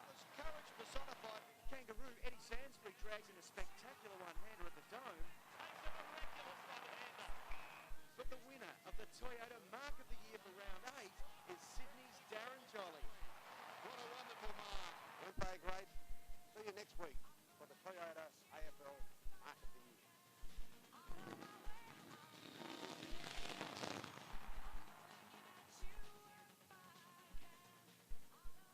Appropriate that the Mark of the Year update should come from the great Alex Jezelenko. Quickly down to Andrew Marr before the second half gets underway. Thanks very much, Hutto. The news on Barnaby French is not that bad. He certainly won't take any further part today, but they're hoping it's only a minor strain and won't be too long term. Daniel Bell, on the other hand, will stretch it into the rooms at half-time. They're saying it's a bad cork. It may actually be a bad tear. He was very, very ill when he came off the ground. When his leg blew up, it was extremely uncomfortable for him and he's in a fair bit of trouble. All right, well, let's wish him all the best. 27 points between these two sides as White and DeLuca do battle. And Travis Johnston just keeps on keeping on from the first half. Wheatley's kick looked a little ragged out wide. Camporelli tracked it pretty nicely. And Whitnell coming up from the last line to give him some run. Was not great disposal at all, as you saw there from Whitnell. I think that was a try. Carlton fans certainly thought so. Nathan Brown. So an indifferent start for this third quarter.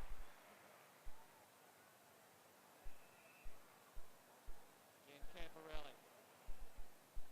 Teague. Dropping off. Now he's got no one to give it to other than Camporelli, who was flying past. He's been busy in the first couple of minutes. Nick Stevens. Bill Reid still by his side. Stevens hoping that Walker could get there. Did he get a shove? The umpire says yes, he did. So Andrew Walker, who had a pretty good first half, Sauce. Well, he's got the job on Travis Johnson, so really good challenge for the youngster. Only his sixth possession, but he's looked likely today. Now for Bowler. Can he start the second half in style? It's a strong grab. Dickinson, aggressive spoiler, but the bowler just had the strength in his hands and his arms to hold this one.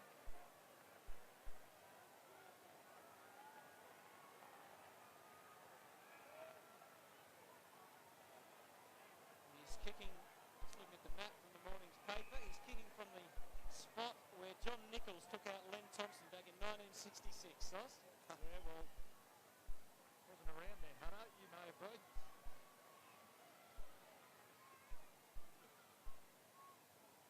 Brendan Favola to give them a boost early in this third quarter.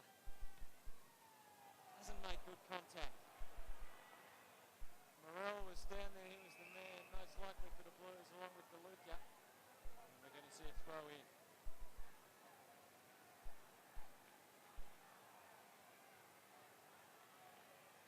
So a goal scoring opportunity here for the Blues. They're deep into attack. DeLuca gets the front for Bowler, in fact chipped in. Bruce, well tackled. Oh gee, touch lucky. A tackle from Favola just being deemed a little too high. So Cameron Bruce now playing to give it to Ferguson, plays on, kicks well. Mark taken by Bizzle. Thought about giving it back to Bruce. He's got a loose player out wide. Robertson can get there. Bruce followed up.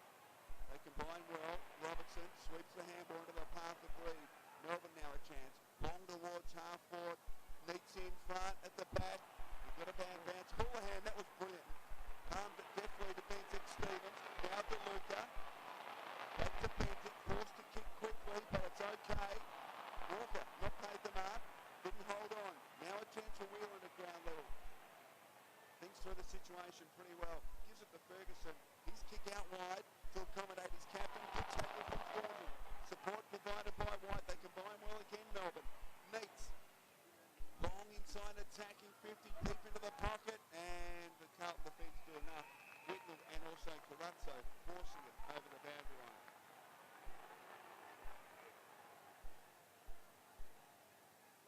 Only 3 fit men left on the bench.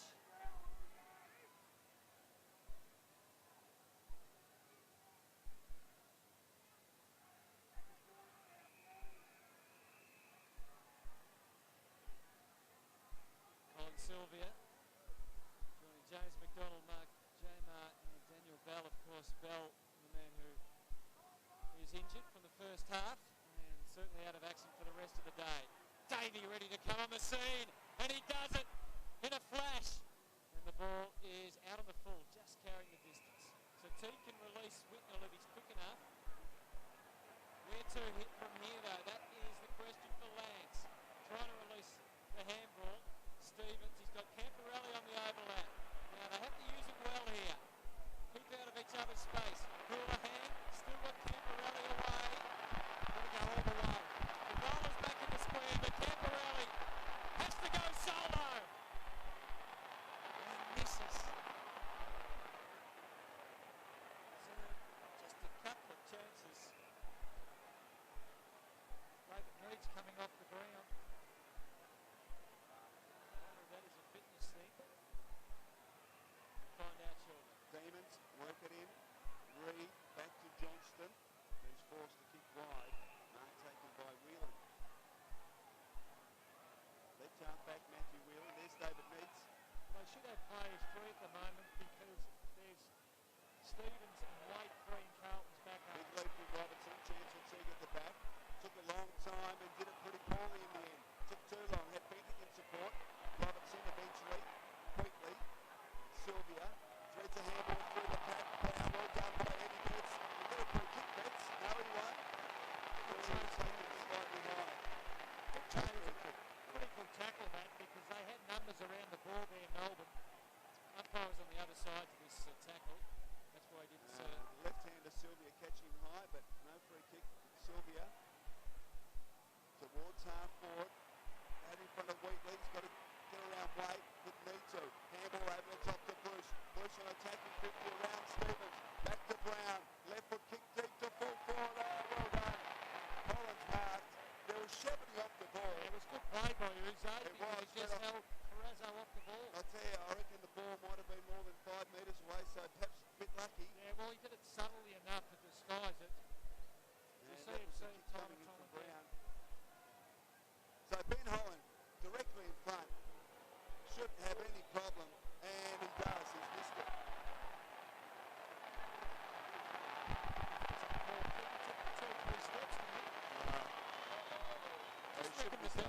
The Demons just been a bit sloppy at the start of this third quarter, Steve. Certainly that should have been a goal. Oh, it was. There was no momentum behind the kick. I mean, 7-7 they've kicked from set shots, the Demons. They certainly haven't put Carlton away yet. 10-14 to 7-5. Someone trying to souvenir the footy. They're selling official farewell to Optus Oval t-shirts and caps today. But that would have been a more fair income souvenir of the day.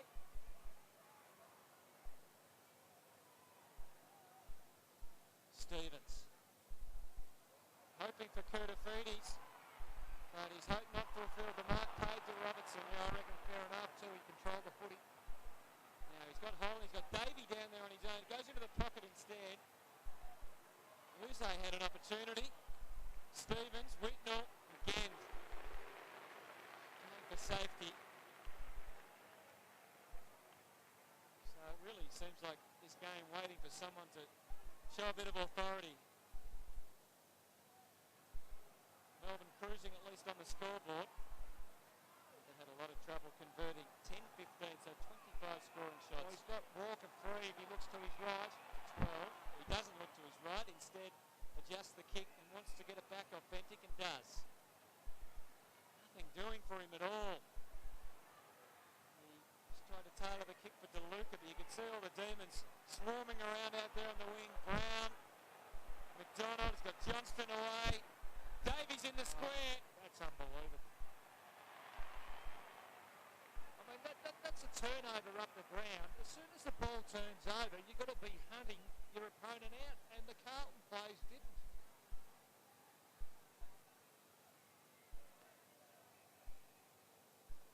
So Aaron Davies, who was terrorised last week by Michael Osborne, has kicked 1 goal, 3 today.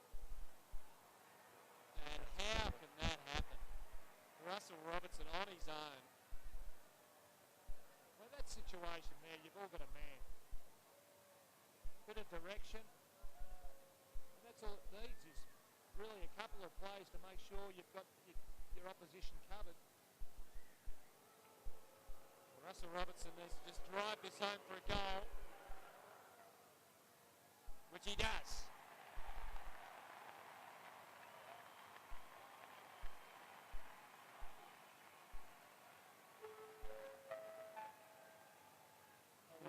No joy for Dennis there. Well, no, it's not. But here it is, a turnover. The problem with that, McCartney were trying to take the ball out from the defensive half. They had no one presenting. They had to run with the flight of the ball.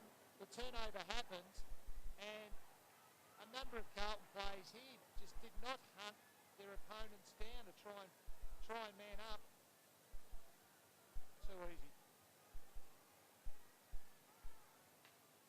Concerns for Dennis Pagan, Melbourne's first goal since the 21-minute mark of the second term when Phil Reid kicked a goal. Wide out of the centre, Kurtafidis. One-hand pick-up if you don't mind. Betts. Now Camporelli. Need a goal desperately, the Blues. Wait in front, good, strong mark that time. Needs to get it in quickly. He's got Kurtafidis at centre-half forward. Ignores that and goes longer to Morrell, who has to stand his ground. Must get a free kick. And he does.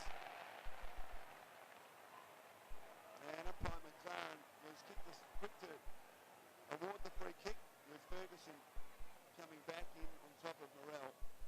So a chance here for the Blues for a quick reply and Tickle Morrell to kick his third goal. Just looking at this entry, so I said, not that there's anything wrong with it from a Carlton point of view, it just reminded me though that we haven't seen Favola out on the lead basically all day, have we? No, we haven't. And the other player that really struggled today is Jared Waite. Worked hard off the ball, but just hasn't been able to find it. It's been well held. Has been very effective, Dickman Morrell. He's had 2 kicks for 2 goals, coming in for kick number 3. Swinging late, and he may have just missed it. So 2 early misses, the one from Camporelli and that one from Morrell, really making it hard for the Blues to work their way back into the game. Big game this one for Melbourne today. They've got all their stars back and they've done a pretty good job. 11-15 to 7-6 after being so disappointing last week. Haven't really put Carlton out of their misery yet, but they've controlled things for much of the day. Bizzle trying to lay it off to Travis Johnston, who leaves it behind. Favola. In the end, he was taken out of with some good shepherding. And Favola gives away the free to Cameron Bruce. Where's it going? He's going across to Travis Johnston. Imploring his teammates to provide an option, and he finds one eventually. Colin Sylvia, who's coming up for possession number 10. Certainly had a pretty good game last week, and he's starting to find some form at the senior level. Brock McLean, another who continues to impress. A bit quieter today. His 9th touch goes to the wing. Robertson in front. So much time, but in the end, doesn't use it as well as he would have liked. Kurtafidis, Teague eventually work it out. That was a high tackle. James McDonald, the offender. The ball's gone forward. Come back.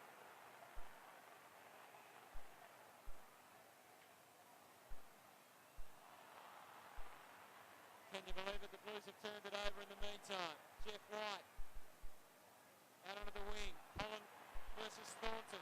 Needs back on the ground. But Thornton winning the day. Stevens surrounded by demons. Thornton left it behind. Good pressure by Melbourne. McDonald surging it forward to Brown. Robertson in the pocket. Well, they just had the numbers there, Melbourne, around that contest. There were plenty of Carlton players lining up in the middle of the ground to receive the ball, but yet weren't happy to go over and assist.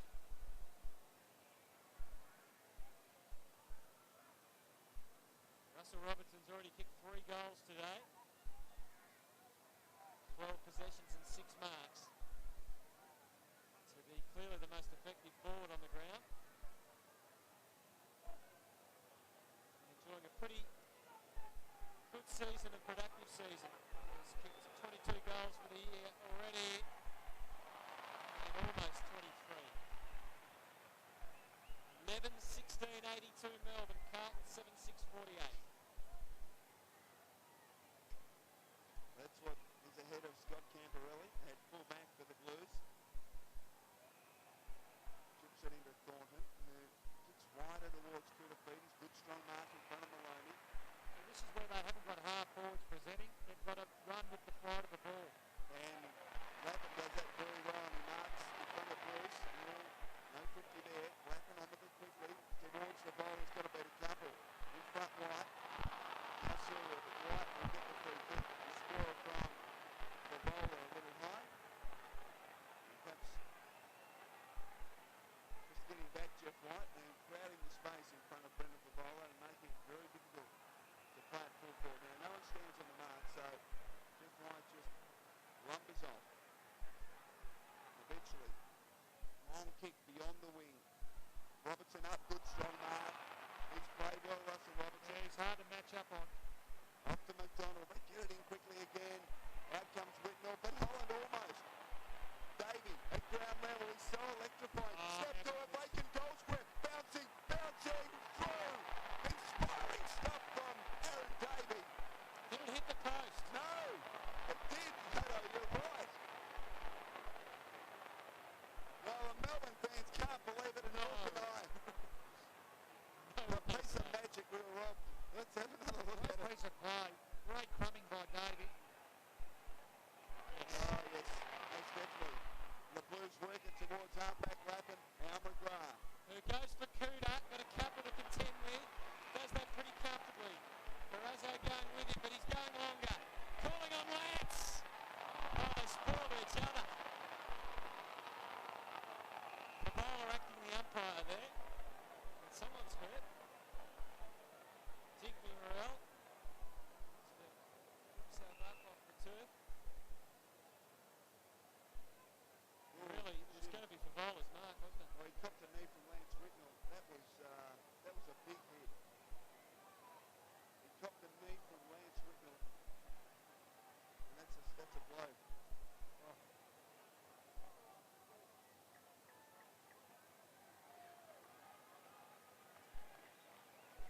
Competed pretty hard today, Digby Morrell. 2 goals.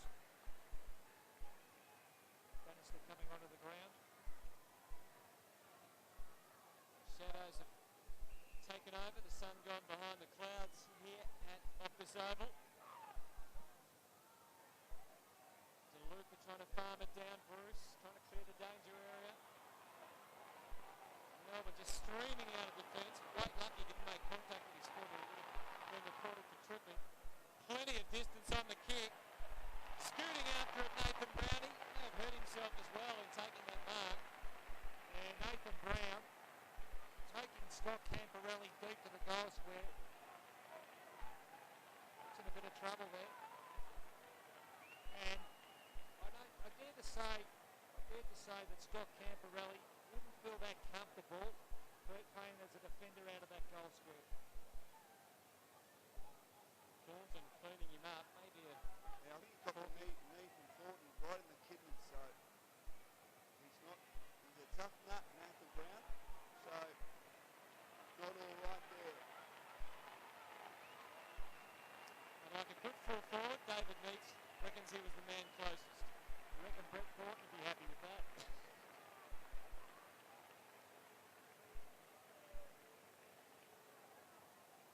Let's hope Nathan Brown is okay.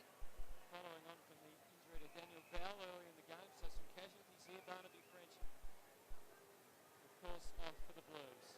David Meeks, a couple of goals for the afternoon. 2 goals, 1 in fact, 5 marks.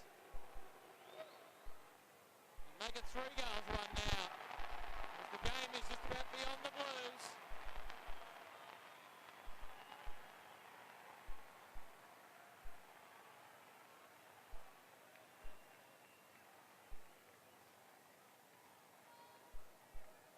Just pops Fred Thornton's knee on the side there. I think David Meeks was entitled to claim the kick as well.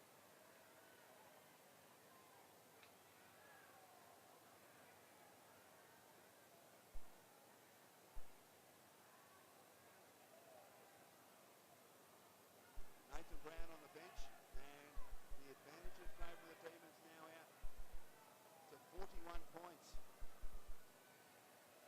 2 goals in the third term to Luca. Again, Kurtopidis at ground level. Teague, ball kick. Chance for J-Mar. Numbers though with the Blues. Wade keeps his hands clear. Somehow got the handball away.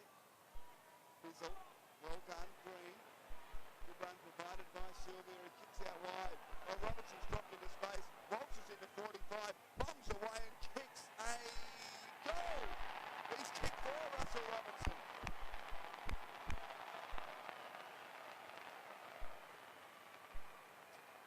So the margin now out to 47 points, Steve, which is the biggest of the match. Well, yes, and Russell Robinson was always going to be a hard match-up for the Blues. It's his speed and his strength, and he's a goal kicker, and really they don't have too many backmen to be able to match up on him. And we just see Colin Sylvia get the ball out wide here. He is now Scott Camporelli's direct opponent.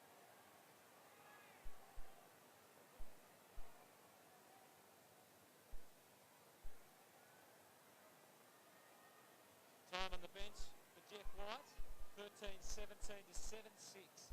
The sorry tale for the Blues. And a great scoreline for the Demons, who are really flying now. Jared Waite, for Simpson. Favola makes a sharp lead, but not really honoured by the kick. Good spoil from Latin to keep it alive. And Eddie Betts, who hasn't kicked a goal for a few weeks, tries to chime in with one. Just couldn't get it online.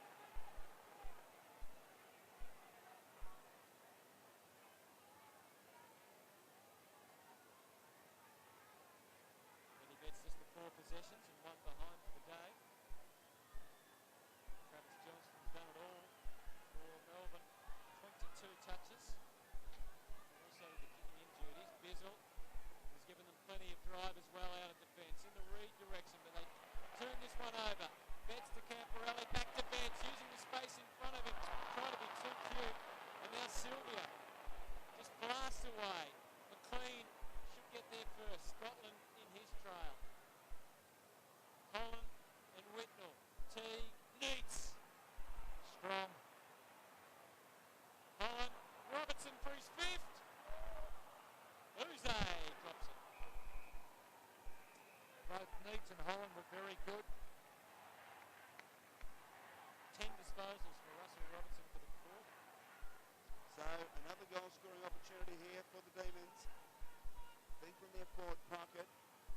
Whitnell and Holland go at it. Ball spills free. Chance for Houlihan. Good pressure from Davey again. Houlihan retains possession.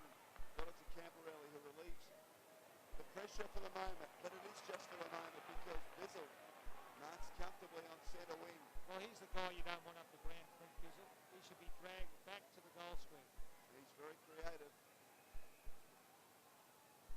Coming in for possession number 15. He hoists it high towards half forward. Bruce got rid of Lappin. Fighting hard at ground level. Chance for Thornton. He's got a chance here. He just handballs over the top of the pack towards McGrath.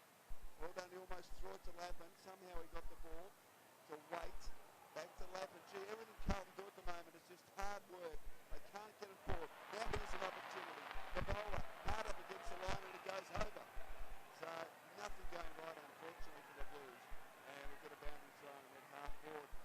And there's the despair of one Carlton fan watching his team play for the last time at Princes Park.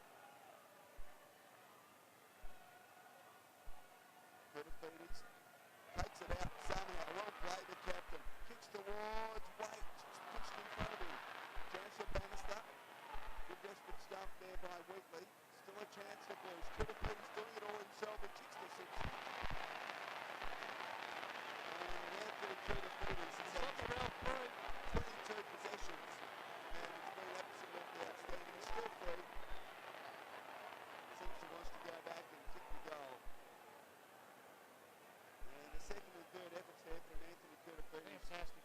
They certainly were. He's really played well today, Anthony Kurtopidis. Well, Cade Simpson's just kicked the one behind. As he comes in from 40 metres, drop punt on its way and he misses badly. Scrapes in for a behind.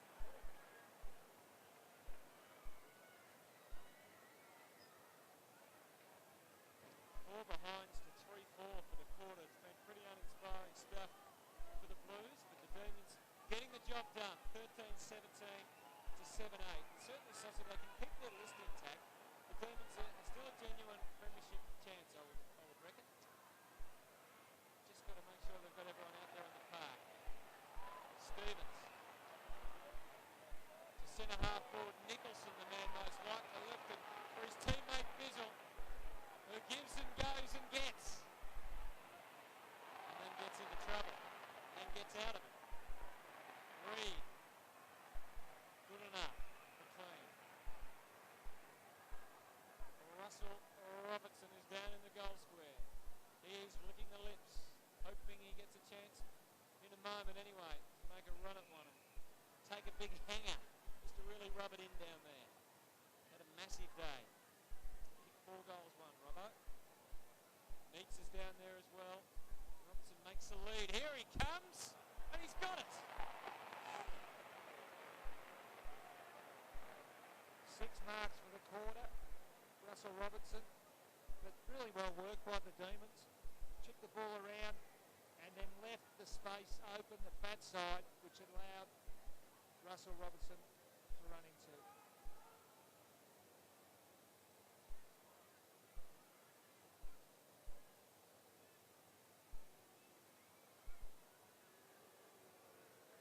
Kicked a goal in every game so far this year, Russell Robertson. He certainly kept that record intact today. That makes 5 for Robertson.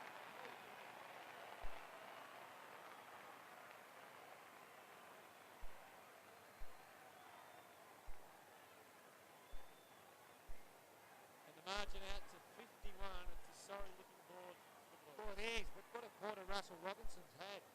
Sensational. He's kicked 5 goals, 1 for the game, 9 marks, and just keep presenting. As I said earlier, a really difficult matchup, and Teague has his hands full at the moment.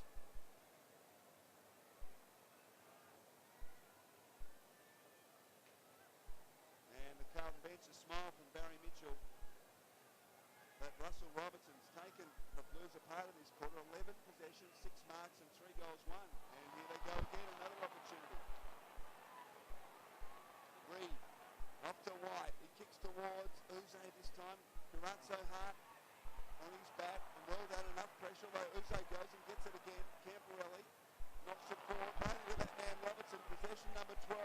High towards Needs. Couldn't take it. Well done to Luca Simpson. Well done by Houlihan. He got it up to Stevens. And the Blues, well, they advance as far as they did. And Tim Bizzle has been awesome in this third term. He marks again. Up to Sylvia. Slipped over. Somehow got the handle to Reed, who just bangs it on the boot towards full court, but it's coming back. Another free kick this time to Colin Sylvia. Well, just with Clint Bizzle, Michael, he's had 6 marks for the quarter. The last week or 2 he's actually been tagged out of the game by opposition teams. But really enjoying that he's back up on that half-back flank. So Sylvia coming in for possession number 13.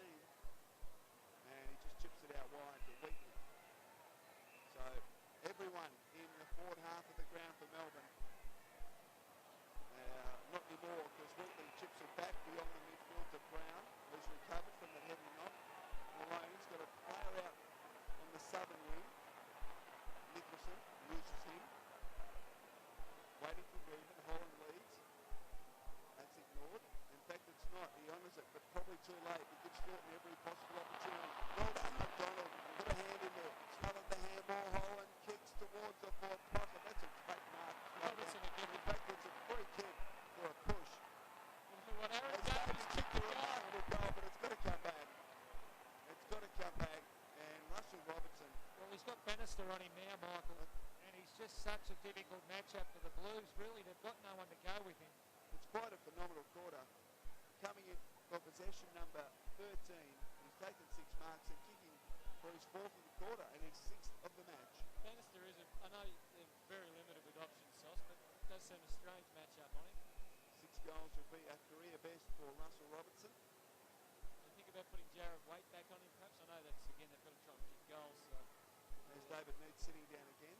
The thing about Jared Waite is that they're trying to groom him as a forward line player. So Russell Robertson from just outside 45. Oh, it's a superb kick. He's kicked 6. What a game.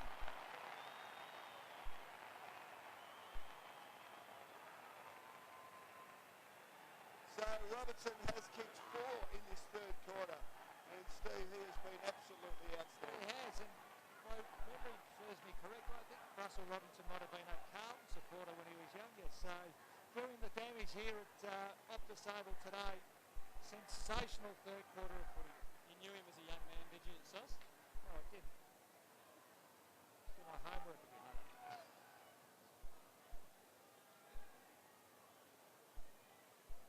Career best 6 goals for Russell Robertson.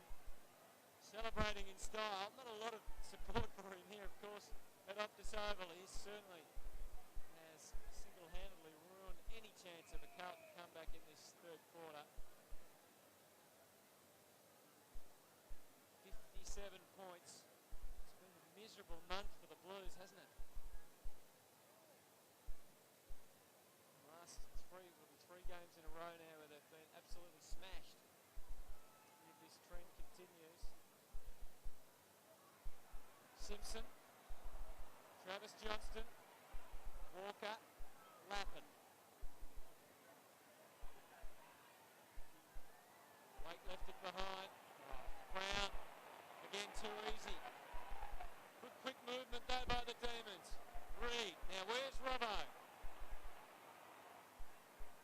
Nowhere to be seen. Uze back in the... Well, that's two times in the matter of probably 20 seconds that Melbourne players actually fended off their direct opponent. 23 marks to 8 inside 50. Now, Uze, if he goes around here, of course, he's going to play on. At least the siren read, so that should mean that he just goes straight at it.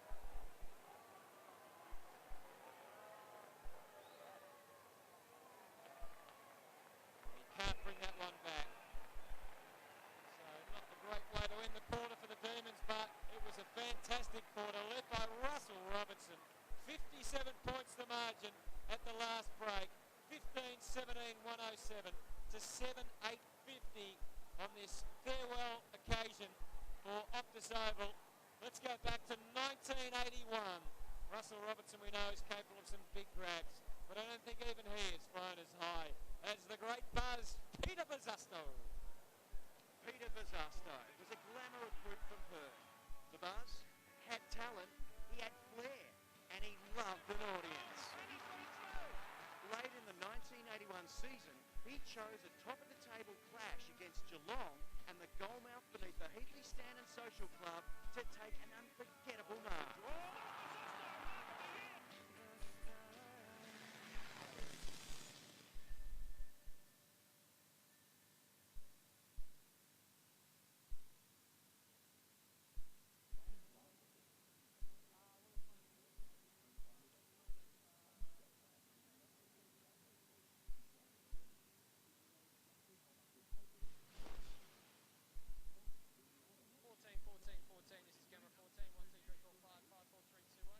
Camera 14, handout, 1, 2, 3, 4, 5, 5, 4, 3, 2, 1. This is camera 14, camera 14.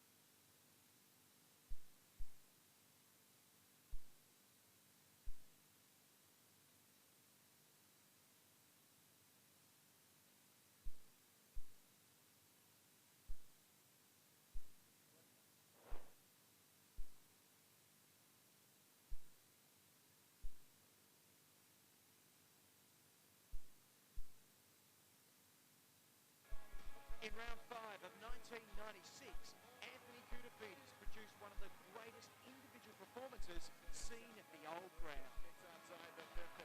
Kept in front, Koutafidis. If ever one man made the difference, it was Kuta that day. Playing on the wing, he hauled down 16 marks. The last of them a match saver in their dying seconds. As the Blues beat the Eagles in a one-point thriller. Well, Kuta's been great again today, 21 possessions, but the scoreline is a lot different. 15-17, 107. It's Russell Robertson's day. It was certainly his quarter, absolutely dominating the Blues. 7-8-50. Andrew Maher's got a very special guest with him down on the boundary. Yeah, one that's actually smiling. Hutto, there aren't too many smiles down here as we look out to the crowd, but Kate Sobrano brings one with her wherever she goes. Can you get a song to sing that can put a smile on the faces of the faithful? Advance Australia Fair. It worked about an hour ago. Yeah, it did work an hour ago. I'm not sure it's working right now, but I am pleased to be here. I think and I speak for all the Carlton supporters, it's a rather nostalgic event. I mean, we're all feeling it. And as Victorians, you know, I think it's also the end of an era. How dare the siren interrupt you there? You were going somewhere nicely then, weren't you? I was going somewhere. Hey, check it out. Well, I always love a bit of backup. It's always nice to have a big power band. Are you feeling upstaged by him or not? Oh, not at all. I mean, you know, I am adding a bit of glamour to the field today, and he's adding a bit of muscle, and, you know, I think it's sort of fair. Captain Carlton, have you got any words of inspiration for us? Just hopefully we can turn it on in the last quarter and kick a few. Very good indeed. Thanks, Kate. Oh, no worries. Thanks, Captain. No problem. Back to you, boys. Two of the great superstars there, Kate Sobrano and Captain Carlton. And, of course, Andrew Maher. Oh, dear. I think Andy was a bit upset, actually, that Captain Carlton interrupted his interview. Yes, he was going to get Kate to sing Let's Kiss or something like that.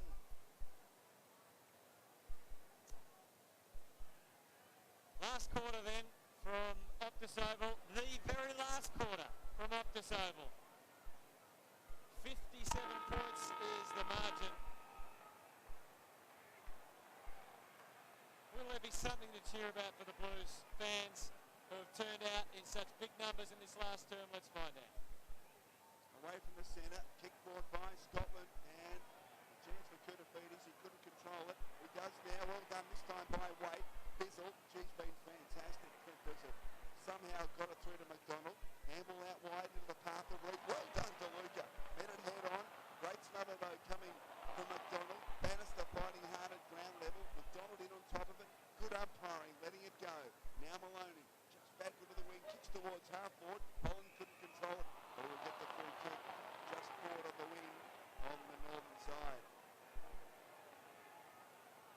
So Holland, can you believe it? Russell Robertson was loose, and he almost pulled down another one. A good grab by Dennis Pagan has stacked the Carlton forward line with probably the most talent he has, with Waite, Favola, Lappin, Whitnell, and Koutafidis. Well, they should sort their way out of defence. Aaron Davey was trying to change that storyline, and again he's just so desperate, putting the pressure on the Simpson kick. Houlihan, Camporelli running to receive, and Favola! Ironic but encouraging cheers for Big Brendan there. A rare time really he's been able to get away from Nicholson on the lead. And the Camporelli kick, he was always tough to stop. Fresh from 5 goals last week, just one behind. 3 marks, and this is his 7th disposal for Brendan Favola. And he splits the middle.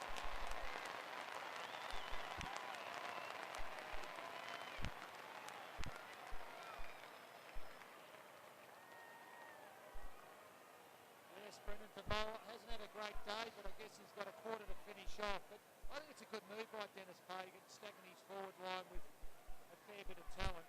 And with Koutafidis now at centre half forward, Favola at full forward. You've got Whitnell up there as well, Walker and Lappin. You're a chance to kick goals.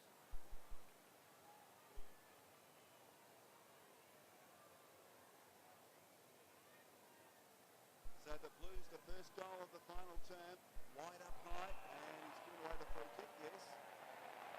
And will be taken by DeLuca. He wastes no time, just bangs it long inside, attacking 50. Big leap by Whitnell. Chance in the background. Kurtafiti's hot on his hammer in desperation. He handballs into the goalpost. So good to see he made a full recovery from that heavy knock in the previous quarter too, Nathan Brown. And the margin in favour of the Demons back to 50 points. He knew he was coming too, didn't he? He saw that it was Kuda. Travis Johnson there, flirting with danger. Really gave DeLuca a good look at it. Favola calling for it in the square. He had a height mismatch down there, and really they should have got it in quickly. In the end, Waite, well, he did well with his kick, to be honest, under a fair bit of pressure. He adjusted the kick for Houlihan. Now Bannister's on his own 30 out from goal, but instead, that's a strange decision. Almost made it a good one. Pressure from Walker. Bruce, the crowd trying to urge these Blues on. Desperate lunge from Jared Waite.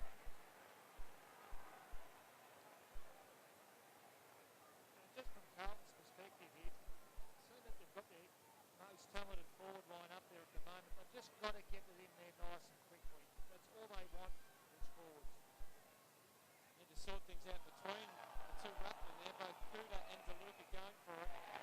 Reed penalised. Camporelli. Stevens is broken. Can he put it on the chest, or will he go for home?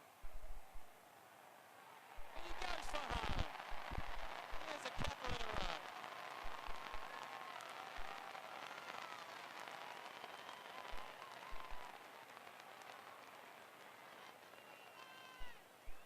Well, better ball movement there by the Blues. They got the free kick. Camporelli through there. And was able to release out to a running Stevens, who goals from outside 50.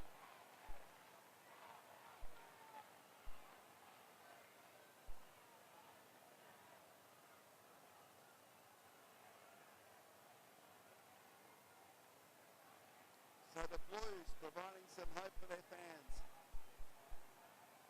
First two goals of the final term. White decisively down to McLean. Poison high towards half forward. Johnston not paid the mark. Swooping on the loose ball. Davey deep in the pocket. He gets around. Handball to himself. He snaps from the pocket and kicks it across the face. In fact, he kicks it out on the full. So the free kick to the Blues. Taken quickly to Luca, almost the mark. He's been paid a push. And Grazza had plenty of penetration on it and certainly helped out to Luca.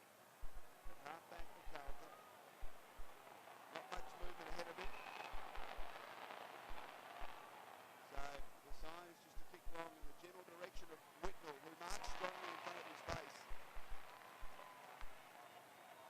Started at half forward Whitnell, but spent a lot of the game at half back. Kicks towards the lead of Favola, but just chopping the angle.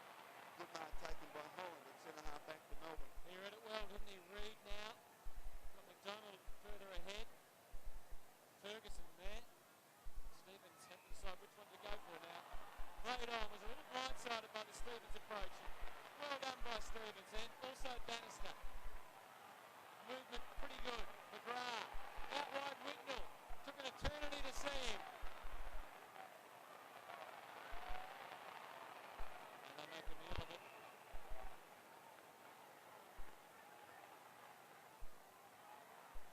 Better start for the Blues. A little bit more intensity, a little bit more direct.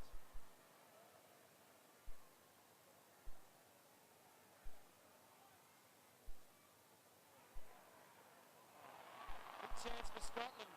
Couldn't hang on to it. Goes in after it again. Maloney barging through. Blues have got a pretty good wall across half forward in this quarter. Pokes it into the pocket to Luca, who's been good, by the way, in the last 10 minutes. And Houlihan, it is to have a shot for goal. No, he has. Luca's been very good early in this last quarter. Houlihan getting free, which he does very well.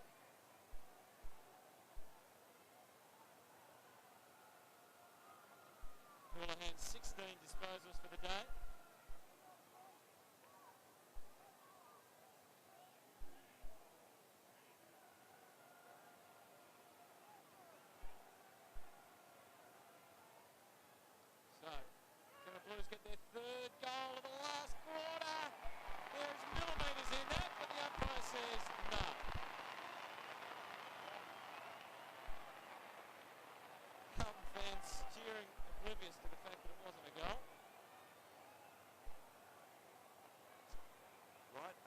goalpost.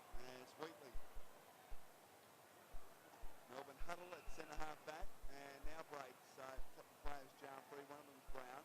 Campbell out wide with Paul. The bowler seizes on the opportunity, but McDonald's up to it.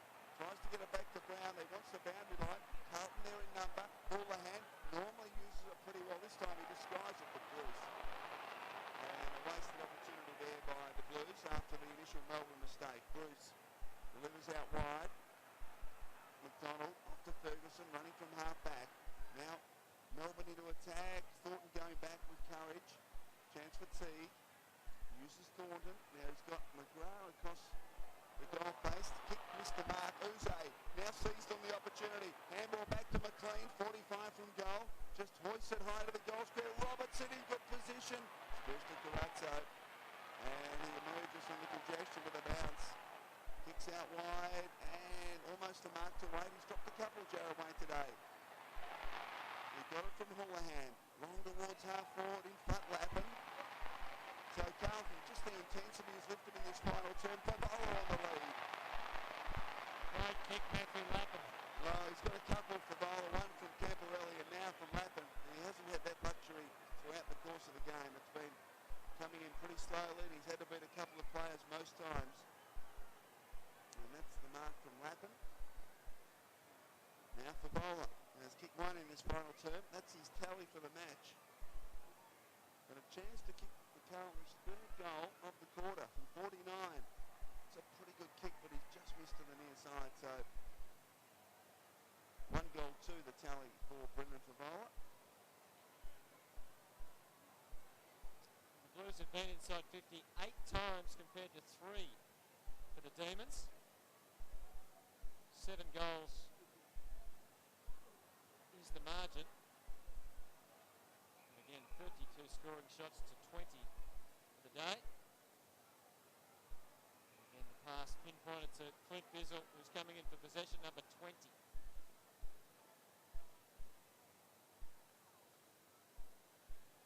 just a touch of going through the motions about the Demons at the moment. Ferguson.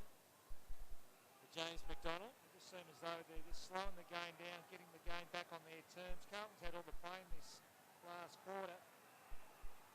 Just trying to find an opening here. Travis Johnston.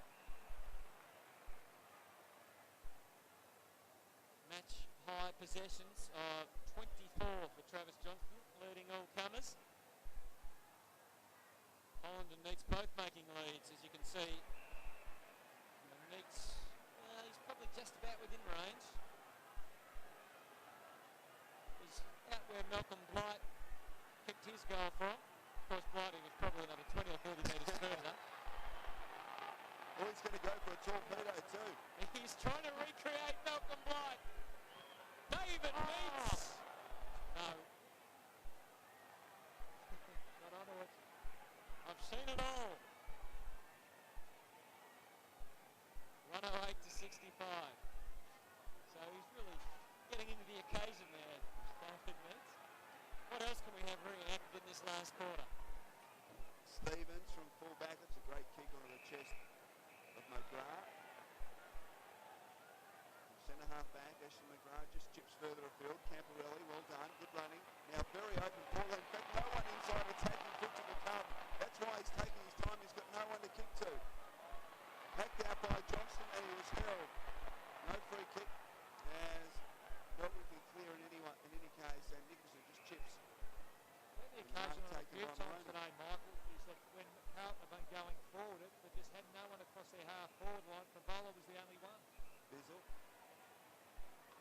Outstanding today, Clint Bizzle. 22 possessions. Maloney in the centre of Optus Oval. He delivers play out wide and the mark taken comfortably by Uze.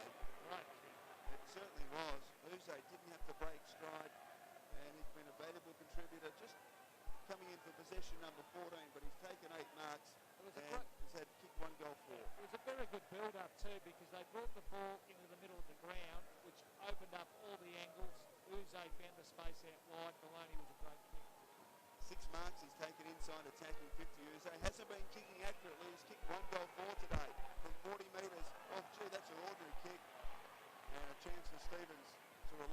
pressure. And he finds Walker at half back for the Blues. Just 8 possessions for Walker. Thornton carefully, wasn't far enough. Wake did well to get the hands free. Thornton and now Walker again. Favola demands it short. Whitnell wants it long. And he takes it. No, he drops it. Did all the hard work, Lance. And then left it behind. Yes, he had it. And just a little fumble at the end.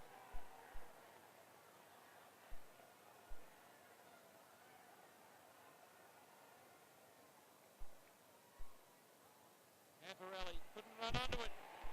Eddie Betts.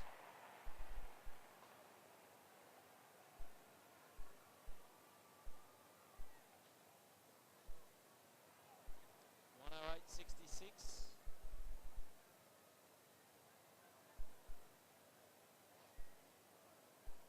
Demons huddling once again. We'll push over to one side. Bizzle pulls in mark number 11.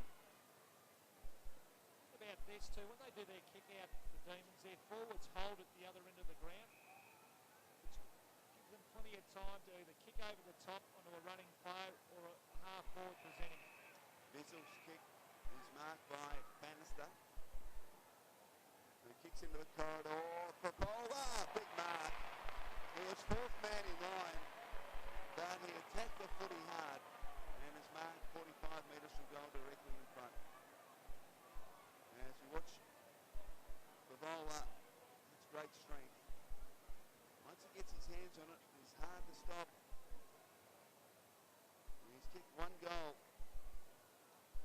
two. From just outside 50, he bangs away and it's home. Brendan Favola has two.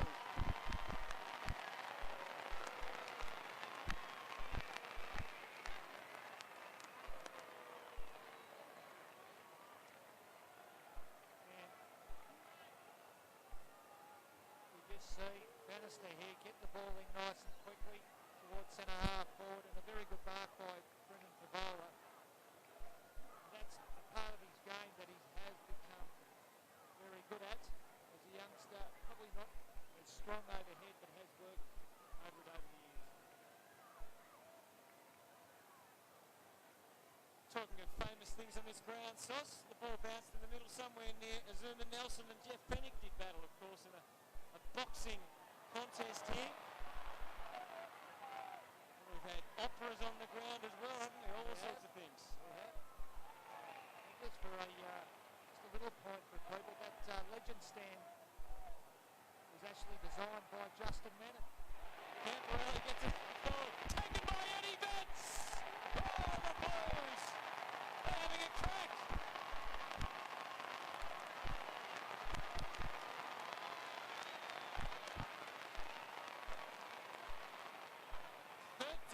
The difference.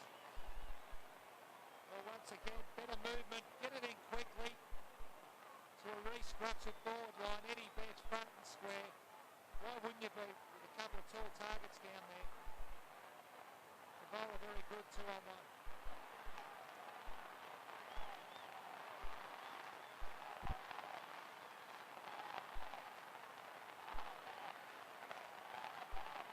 So Carlton have kicked the only 4 goals to the final term, the margin is back to 31 points. If only they'd done this sauce at the start of the third quarter.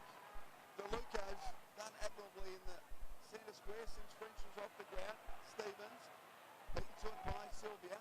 He hacks it forward out wide. And Teague will get there first. Needs to keep it in, and that's deliberate. And it's been paid. I mean, when you're 31 points behind, why do that? There's no subtlety about it whatsoever. He probably needed to be at least another 20 minutes longer. He had one-on-one contests ahead of him. He just needed to kick it as long as he could. Davey chips it in. Short mark taken by Reid. Now free kick here against Fort Reid for an elbow or a ball arm to the face of Kate Simpson.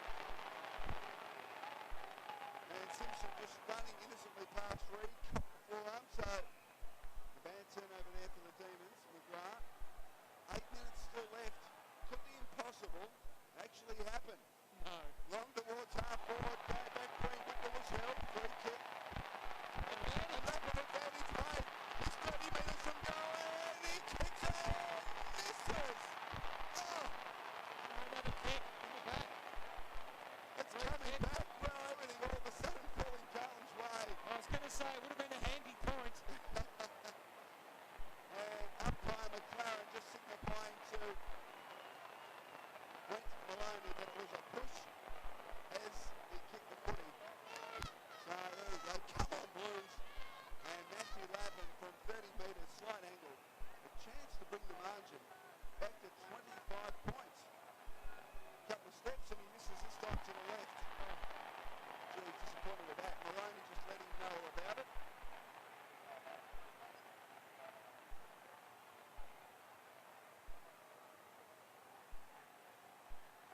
Just now I can say it, Sos. What's that? Handy point. If they kick 5 in a row, they'll win. The Demons all bunched up, but now they break because the short kick came in. Whelan can link up with Reid. Well, that goal would have given the Blues 7.5 minutes to kick 4, which is most unlikely, but I guess within the realms of possibility. Carlton just need a man up here. Melbourne got control of the footy. Cameron Bruce going for Holland and Robertson. Holland just shoved over the line. Just under 7 minutes remaining. Travis Johnston leading the way possession-wise today with 25. Bizzle 22 and Brown 20 for the Demons. Camporelli 23. Koudafides, who I don't think's had a touch in this last quarter, has 21 and Stevens also 21. Travis Johnston with his 26 into the middle. And he's got a loose man, and that is Phil Reid. He's been as robust as ever today. Adding a bit of grunt to this Melbourne team. Lovely little sidestep from Brown, and that was too easy. No pressure at all there for Sylvia. Yeah, he did really well. Brown just balked the player and just popped the ball out in front for Sylvia. Captain watching on, David Neese. His day probably finished. 11 possessions, 3 goals, 2. And they've done well, the Demons, really, right from the first bounce. They took the crowd out of the equation. They got off to a very good start. And really, it's been catch-up football by Carlton all day. And here he is, Colin Sylvia. He too doesn't have the kicking boot on. And we've seen some pretty ordinary shooting at goal today between the two sides. 26 goals and 29 points. So not one goal scored at the Robert Heatley end in the second half, which is interesting as Morrell gives it back to Camporelli's kick, didn't get to the target. Johnston, Sylvia, look out, good chase from Waite, but he's able to get the kick away. Holland over his head. And a boundary thrown in half forward for the Demons. I should say 32 points, so 26 goals and 32 behinds.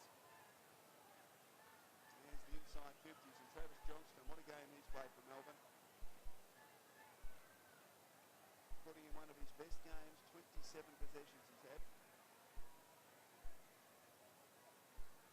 So Holland got it down, but DeLuca was able to shark it. Scrambles the kick towards the wing. Bizzle, fantastic. Whelan kicks towards centre half forward. A couple of Demons. McLean again intent on playing on. It's a hallmark of the game. Wheatley at the front of the centre square. He's a thumping kick. Gets it to the goal square. Oh, Robertson up high. Back to back. It's not taken by the team. Marks deep in his own defensive zone. And he brings it out to half back. As we get the 5-minute warning, Thornton, Lappin, long to the wing. White was held, no free kick. And the base of the pack, it's going to happen here, a bounce on centre wing.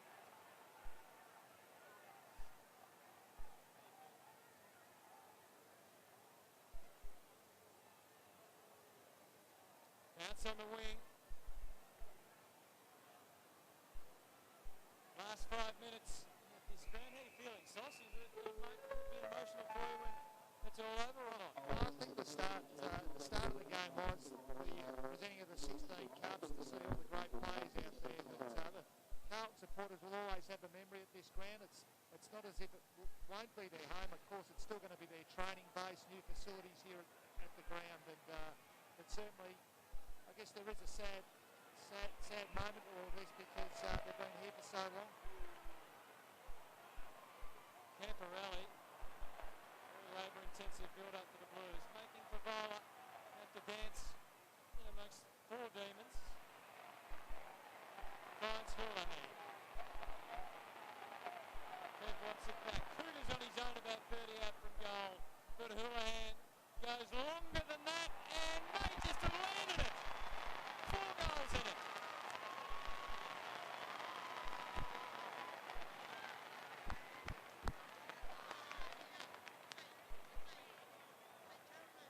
Well, Ryan Houlihan probably hasn't had the best day today, but this kick here was an absolute beauty from outside 50. And whatever Dennis Pagan's done to his forward line in this last quarter, it certainly has worked. Plenty of talent up there. And they've won this last quarter comfortably.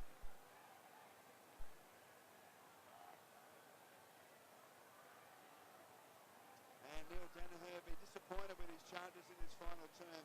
5 goals to 0. And the margin, and even 4 goals. DeLuca's been very good. McLean able to slip the handball to Johnston. He's away.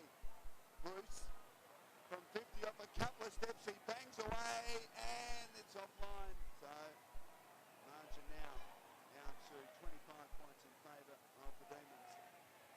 They led by as much as 57 points. In fact, that was the margin at 3/4 time. So Carlton have worked their way back into it as the clearing kick from Carazzo is marked by McDonald. Bizzle just chips out wide. Mark taken by Nathan Brown. And we just saw that kick by Carazzo, just the turnovers. It's what's hurt Carlton all day. Melbourne have been very good in their field kicking for the majority of the day. Where Carlton have continually lost their or missed their targets, particularly in general play. Maloney just forward of the wing. Bizzle looking to get on the end of it, but he'll kick it long. He does every time, Maloney. Inside attacking 50. Oh, big lead from Horan. Couldn't take it, Morrell. And skirting the back of the pack is Stevens. Now Waite. Good chase from McLean. Forcing the handball, and it missed the mark. Wheeland. They beat Carlton, the Melbourne side, through weight of numbers. Now it comes to Johnston. He chips it further afield. Robertson plays on, snaps around the body. And it's offline. Carlton need to force it through, but Grazzo just takes them on. Well played. Runs the full measure. Long towards the wing. Jarrah Wade up high. And Robertson with this football forward if he turns. He could have kicked his 7th there. Thornton, Stevens, McGrath. They work it through the midfield, and the kick from to the bowler is perfect. And he marks 52 from goal. He's kicked a couple in this final term. That is in fact his max total. So taking nowhere near as long as he would ordinarily. Brendan Favola realising that time is of the essence from 55. Long penetrating drop punt is offline. So disappointing there. 2 goals, 3 the tally for Brendan Favola. And the margin back to 24 points. 2 goals, 2 for the quarter for Brendan Favola, but it's been a good quarter by the Blues. They restructured their forward line. They've got to be nice and quickly. At least for all Carlton supporters here today, they've seen a last quarter that I think they'd be happy with, given the occasion today. So Johnston kicks out wide. McDonald. Melbourne just trying to retain possession. Maloney. McDonald picking up cheap possessions, the Melbourne side, but just ensuring they get over the line here. And I'm sure, Steve, at the start of the match, if you had said to Neil Danaher, you're going to win by 4 goals, he would have taken it.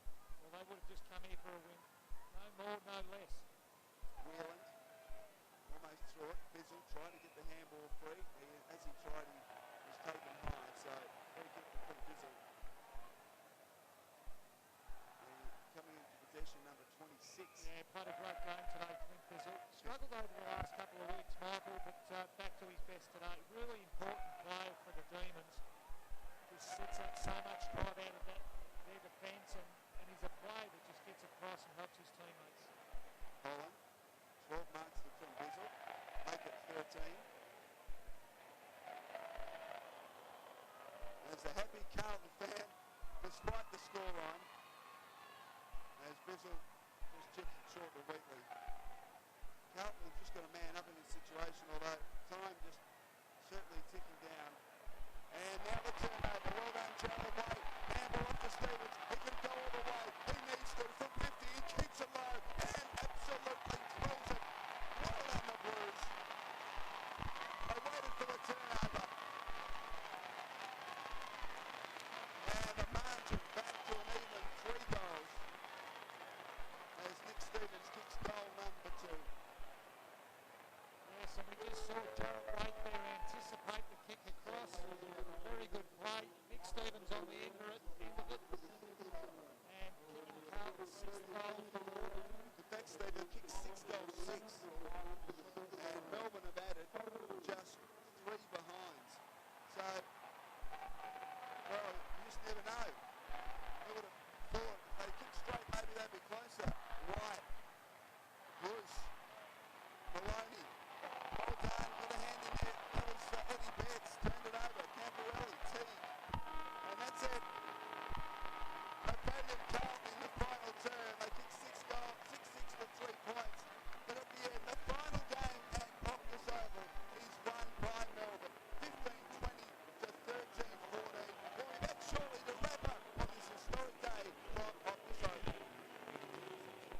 It's the emblem of the team we love, the team of the red and the blue.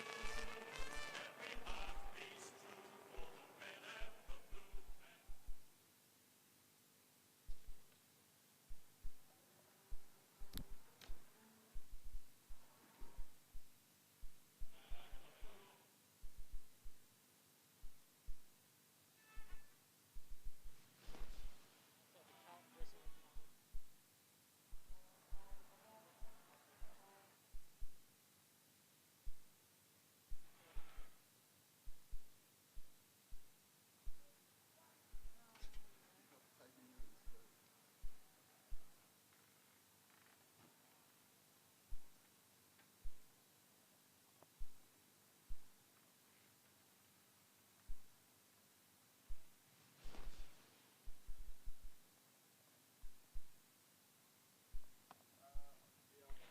Mike done that, so just hold on. Okay, mate, yep.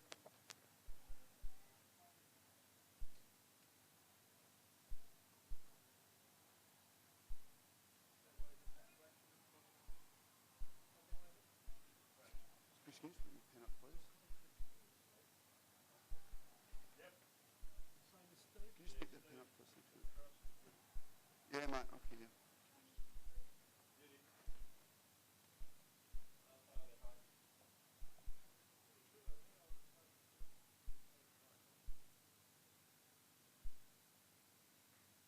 So we've got scores and everything coming up, have we? 1, 2, 3, 4. 1, 2, 3.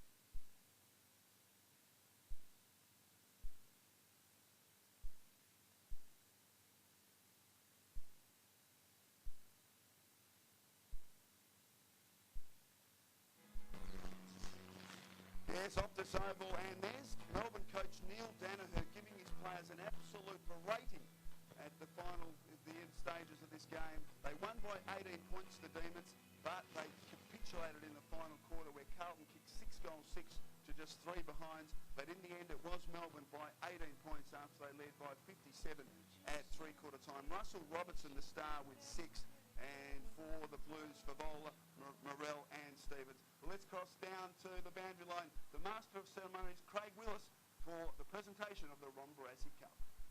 Well, ladies and gentlemen, it is my pleasure to call upon former Melbourne great and dual Carlton Premiership coach, Mr. Ron Barassi, to award to the captain of the Melbourne Football Club, David Neitz, the R.D.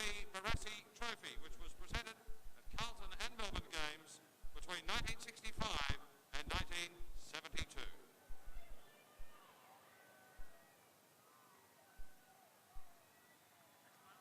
David, congratulations. Captaining the team that's come through with the goodies today. I think it would be very hard to look at the scoreboard at the end of each quarter and say that you weren't the best team on the day. But congratulations on receiving this trophy and earning it. Thank you.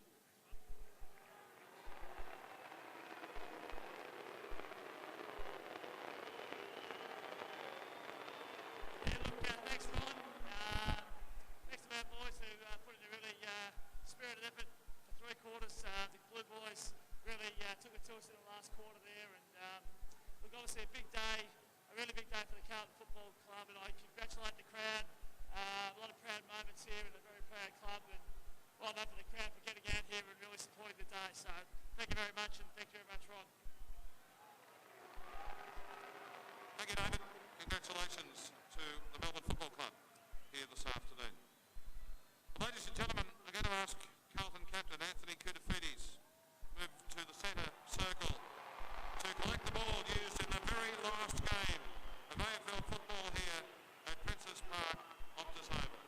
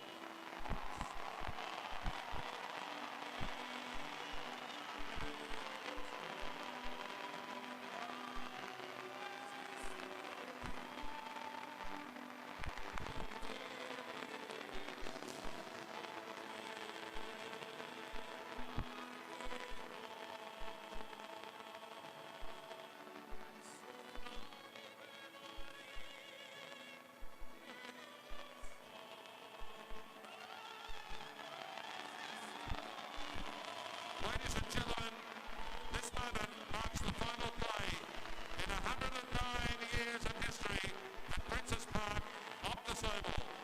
A journey of memories for everyone. Thank you for being a part of this historic day.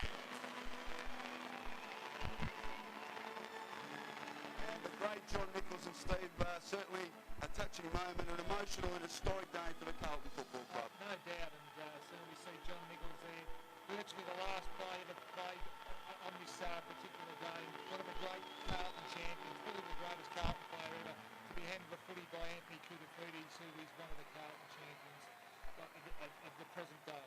Yes, he's certainly one of the greats, John Nichols, as he stands with the ball aloft there. Well, Steve, it's been an historic day, as I said, and emotional for you. Thanks for being part of it again. And well, we just we'll go on to onto the Telstra down into the MCG for the Carlton Football Club. An emotional day, but it was Melbourne by 18 points. Good night.